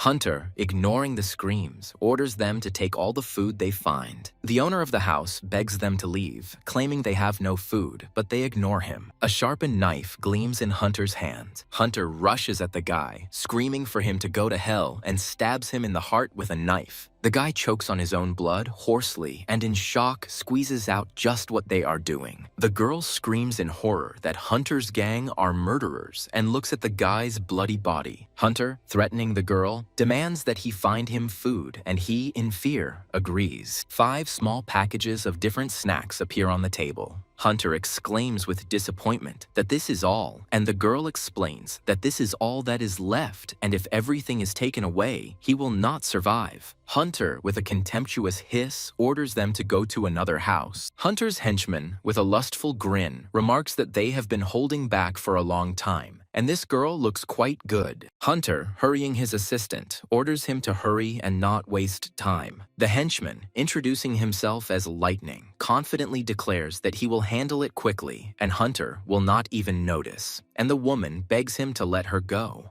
The residents complain about Hunter, but he orders them to shut up and demands that they hand over the supplies, suggesting that those who disagree should deal with him personally. Gavin, reading the chat, says darkly that order is breaking down and the real chaos is just beginning. The people complain that even by looting they won't get much, and advise him to go to Gavin, who, according to rumors, has plenty of supplies. Gavin looks at these messages and looks concentrated. The crowd, nodding along, shouts that Gavin should help everyone and pushes Hunter to go to him. Auntie Lou, trying to guide Hunter, advises him to think and go find Gavin, since he probably has supplies. Yahello, reading the chat, notices with disgust that everyone only has anger on their minds and calls them bastards. Gavin says thoughtfully that this is just the beginning, and that there are almost no good people in this area, and that they were the ones who killed him in his past life. Hunter announces in the chat that he will personally deal with Gavin and promises to share supplies with anyone who helps him. One of the residents, after reading Hunter's message, declares that there is no point in writing a private message and joins him right away. Another resident, supporting the idea of robbery, adds that he is also in on the act because he has run out of food. Another resident, justifying his actions, states that he is already dying of hunger, so he is also in on the action. Auntie Lou claims that Gavin forced them to do this, and that if he had shared the supplies earlier, she would have been wrong. Yahello calls them bastards who can't defeat Hunter, so they decided to team up with him to create problems for them. Gavin, looking at the armed crowd, indifferently remarks that he is bored anyway and will play with them a little. The crowd gathered at Gavin's door and began shouting loudly, demanding that the door be opened immediately. Yahello, looking out the window, notices with surprise that there is clearly more than half of the district here. Gavin, reading the residents' excuses in the chat, dismissively remarks that they are just a disorderly rabble. One of the neighbors calls Gavin a little bastard and shameless and states that at a time like this, he is obliged to share food with others. Yahello, having lost his patience, decides to start the conversation himself and says that he's going for a walk. Gavin, taking the sniper rifle, coldly says that there is no point in going out. The crowd begins to insult him and call him a coward, shouting that he is sitting inside. The crowd screams, and someday his supplies will run out, demanding to share and threatening that he has turned the whole area against him. Hunter's henchman, watching the stampede, asks Hunter if he thinks Gavin will get out. Hunter replies that if Gavin shows up, he will be killed, and if he doesn't, it will further fuel the crowd's anger, and they will force the neighborhood to fight him. A man in the crowd, shouting insults, calls Gavin a soulless beast who watches them die and does nothing. The man is instantly shot in the head with a rifle. There is a cry of horror. The crowd parts, and someone notices with horror that the man is bleeding from the head. Gavin, aiming his rifle, notes with satisfaction that the sniper rifle is comfortable and powerful, and fires again. The crowd, seeing where the shooting was coming from, shouts in shock that it was Gavin who was shooting, and he had a rifle, and he dared to shoot. Gavin coldly replies that they asked for it, and he is tired of their shouting. A man in the crowd, in disbelief, shouts that Gavin knows what he's doing, and that he's killed a man. Someone from the crowd, trying to raise their morale, shouts at them not to be afraid, because he won't be able to kill them all. Another, nodding along, adds that everyone is behind him, and they will die of hunger anyway. Another man is also quickly shot in the head with a rifle. The crowd, realizing that Gavin is actually killing, panics and screams in horror that he has gone crazy and runs away. Hunter's henchman, backing away, notices with horror that Gavin seems to have a lot of weapons, making him even more difficult to deal with. Hunter, retreating, orders a retreat now in order to return with a new plan. The henchman, having arrived at a new location, reports that they are there in the Jinyang community. Looking around the rich area, the henchman greedily notes that there must be a lot of supplies here and calls for them to go. The man in the helmet nods and orders that every house be searched and all the food taken away.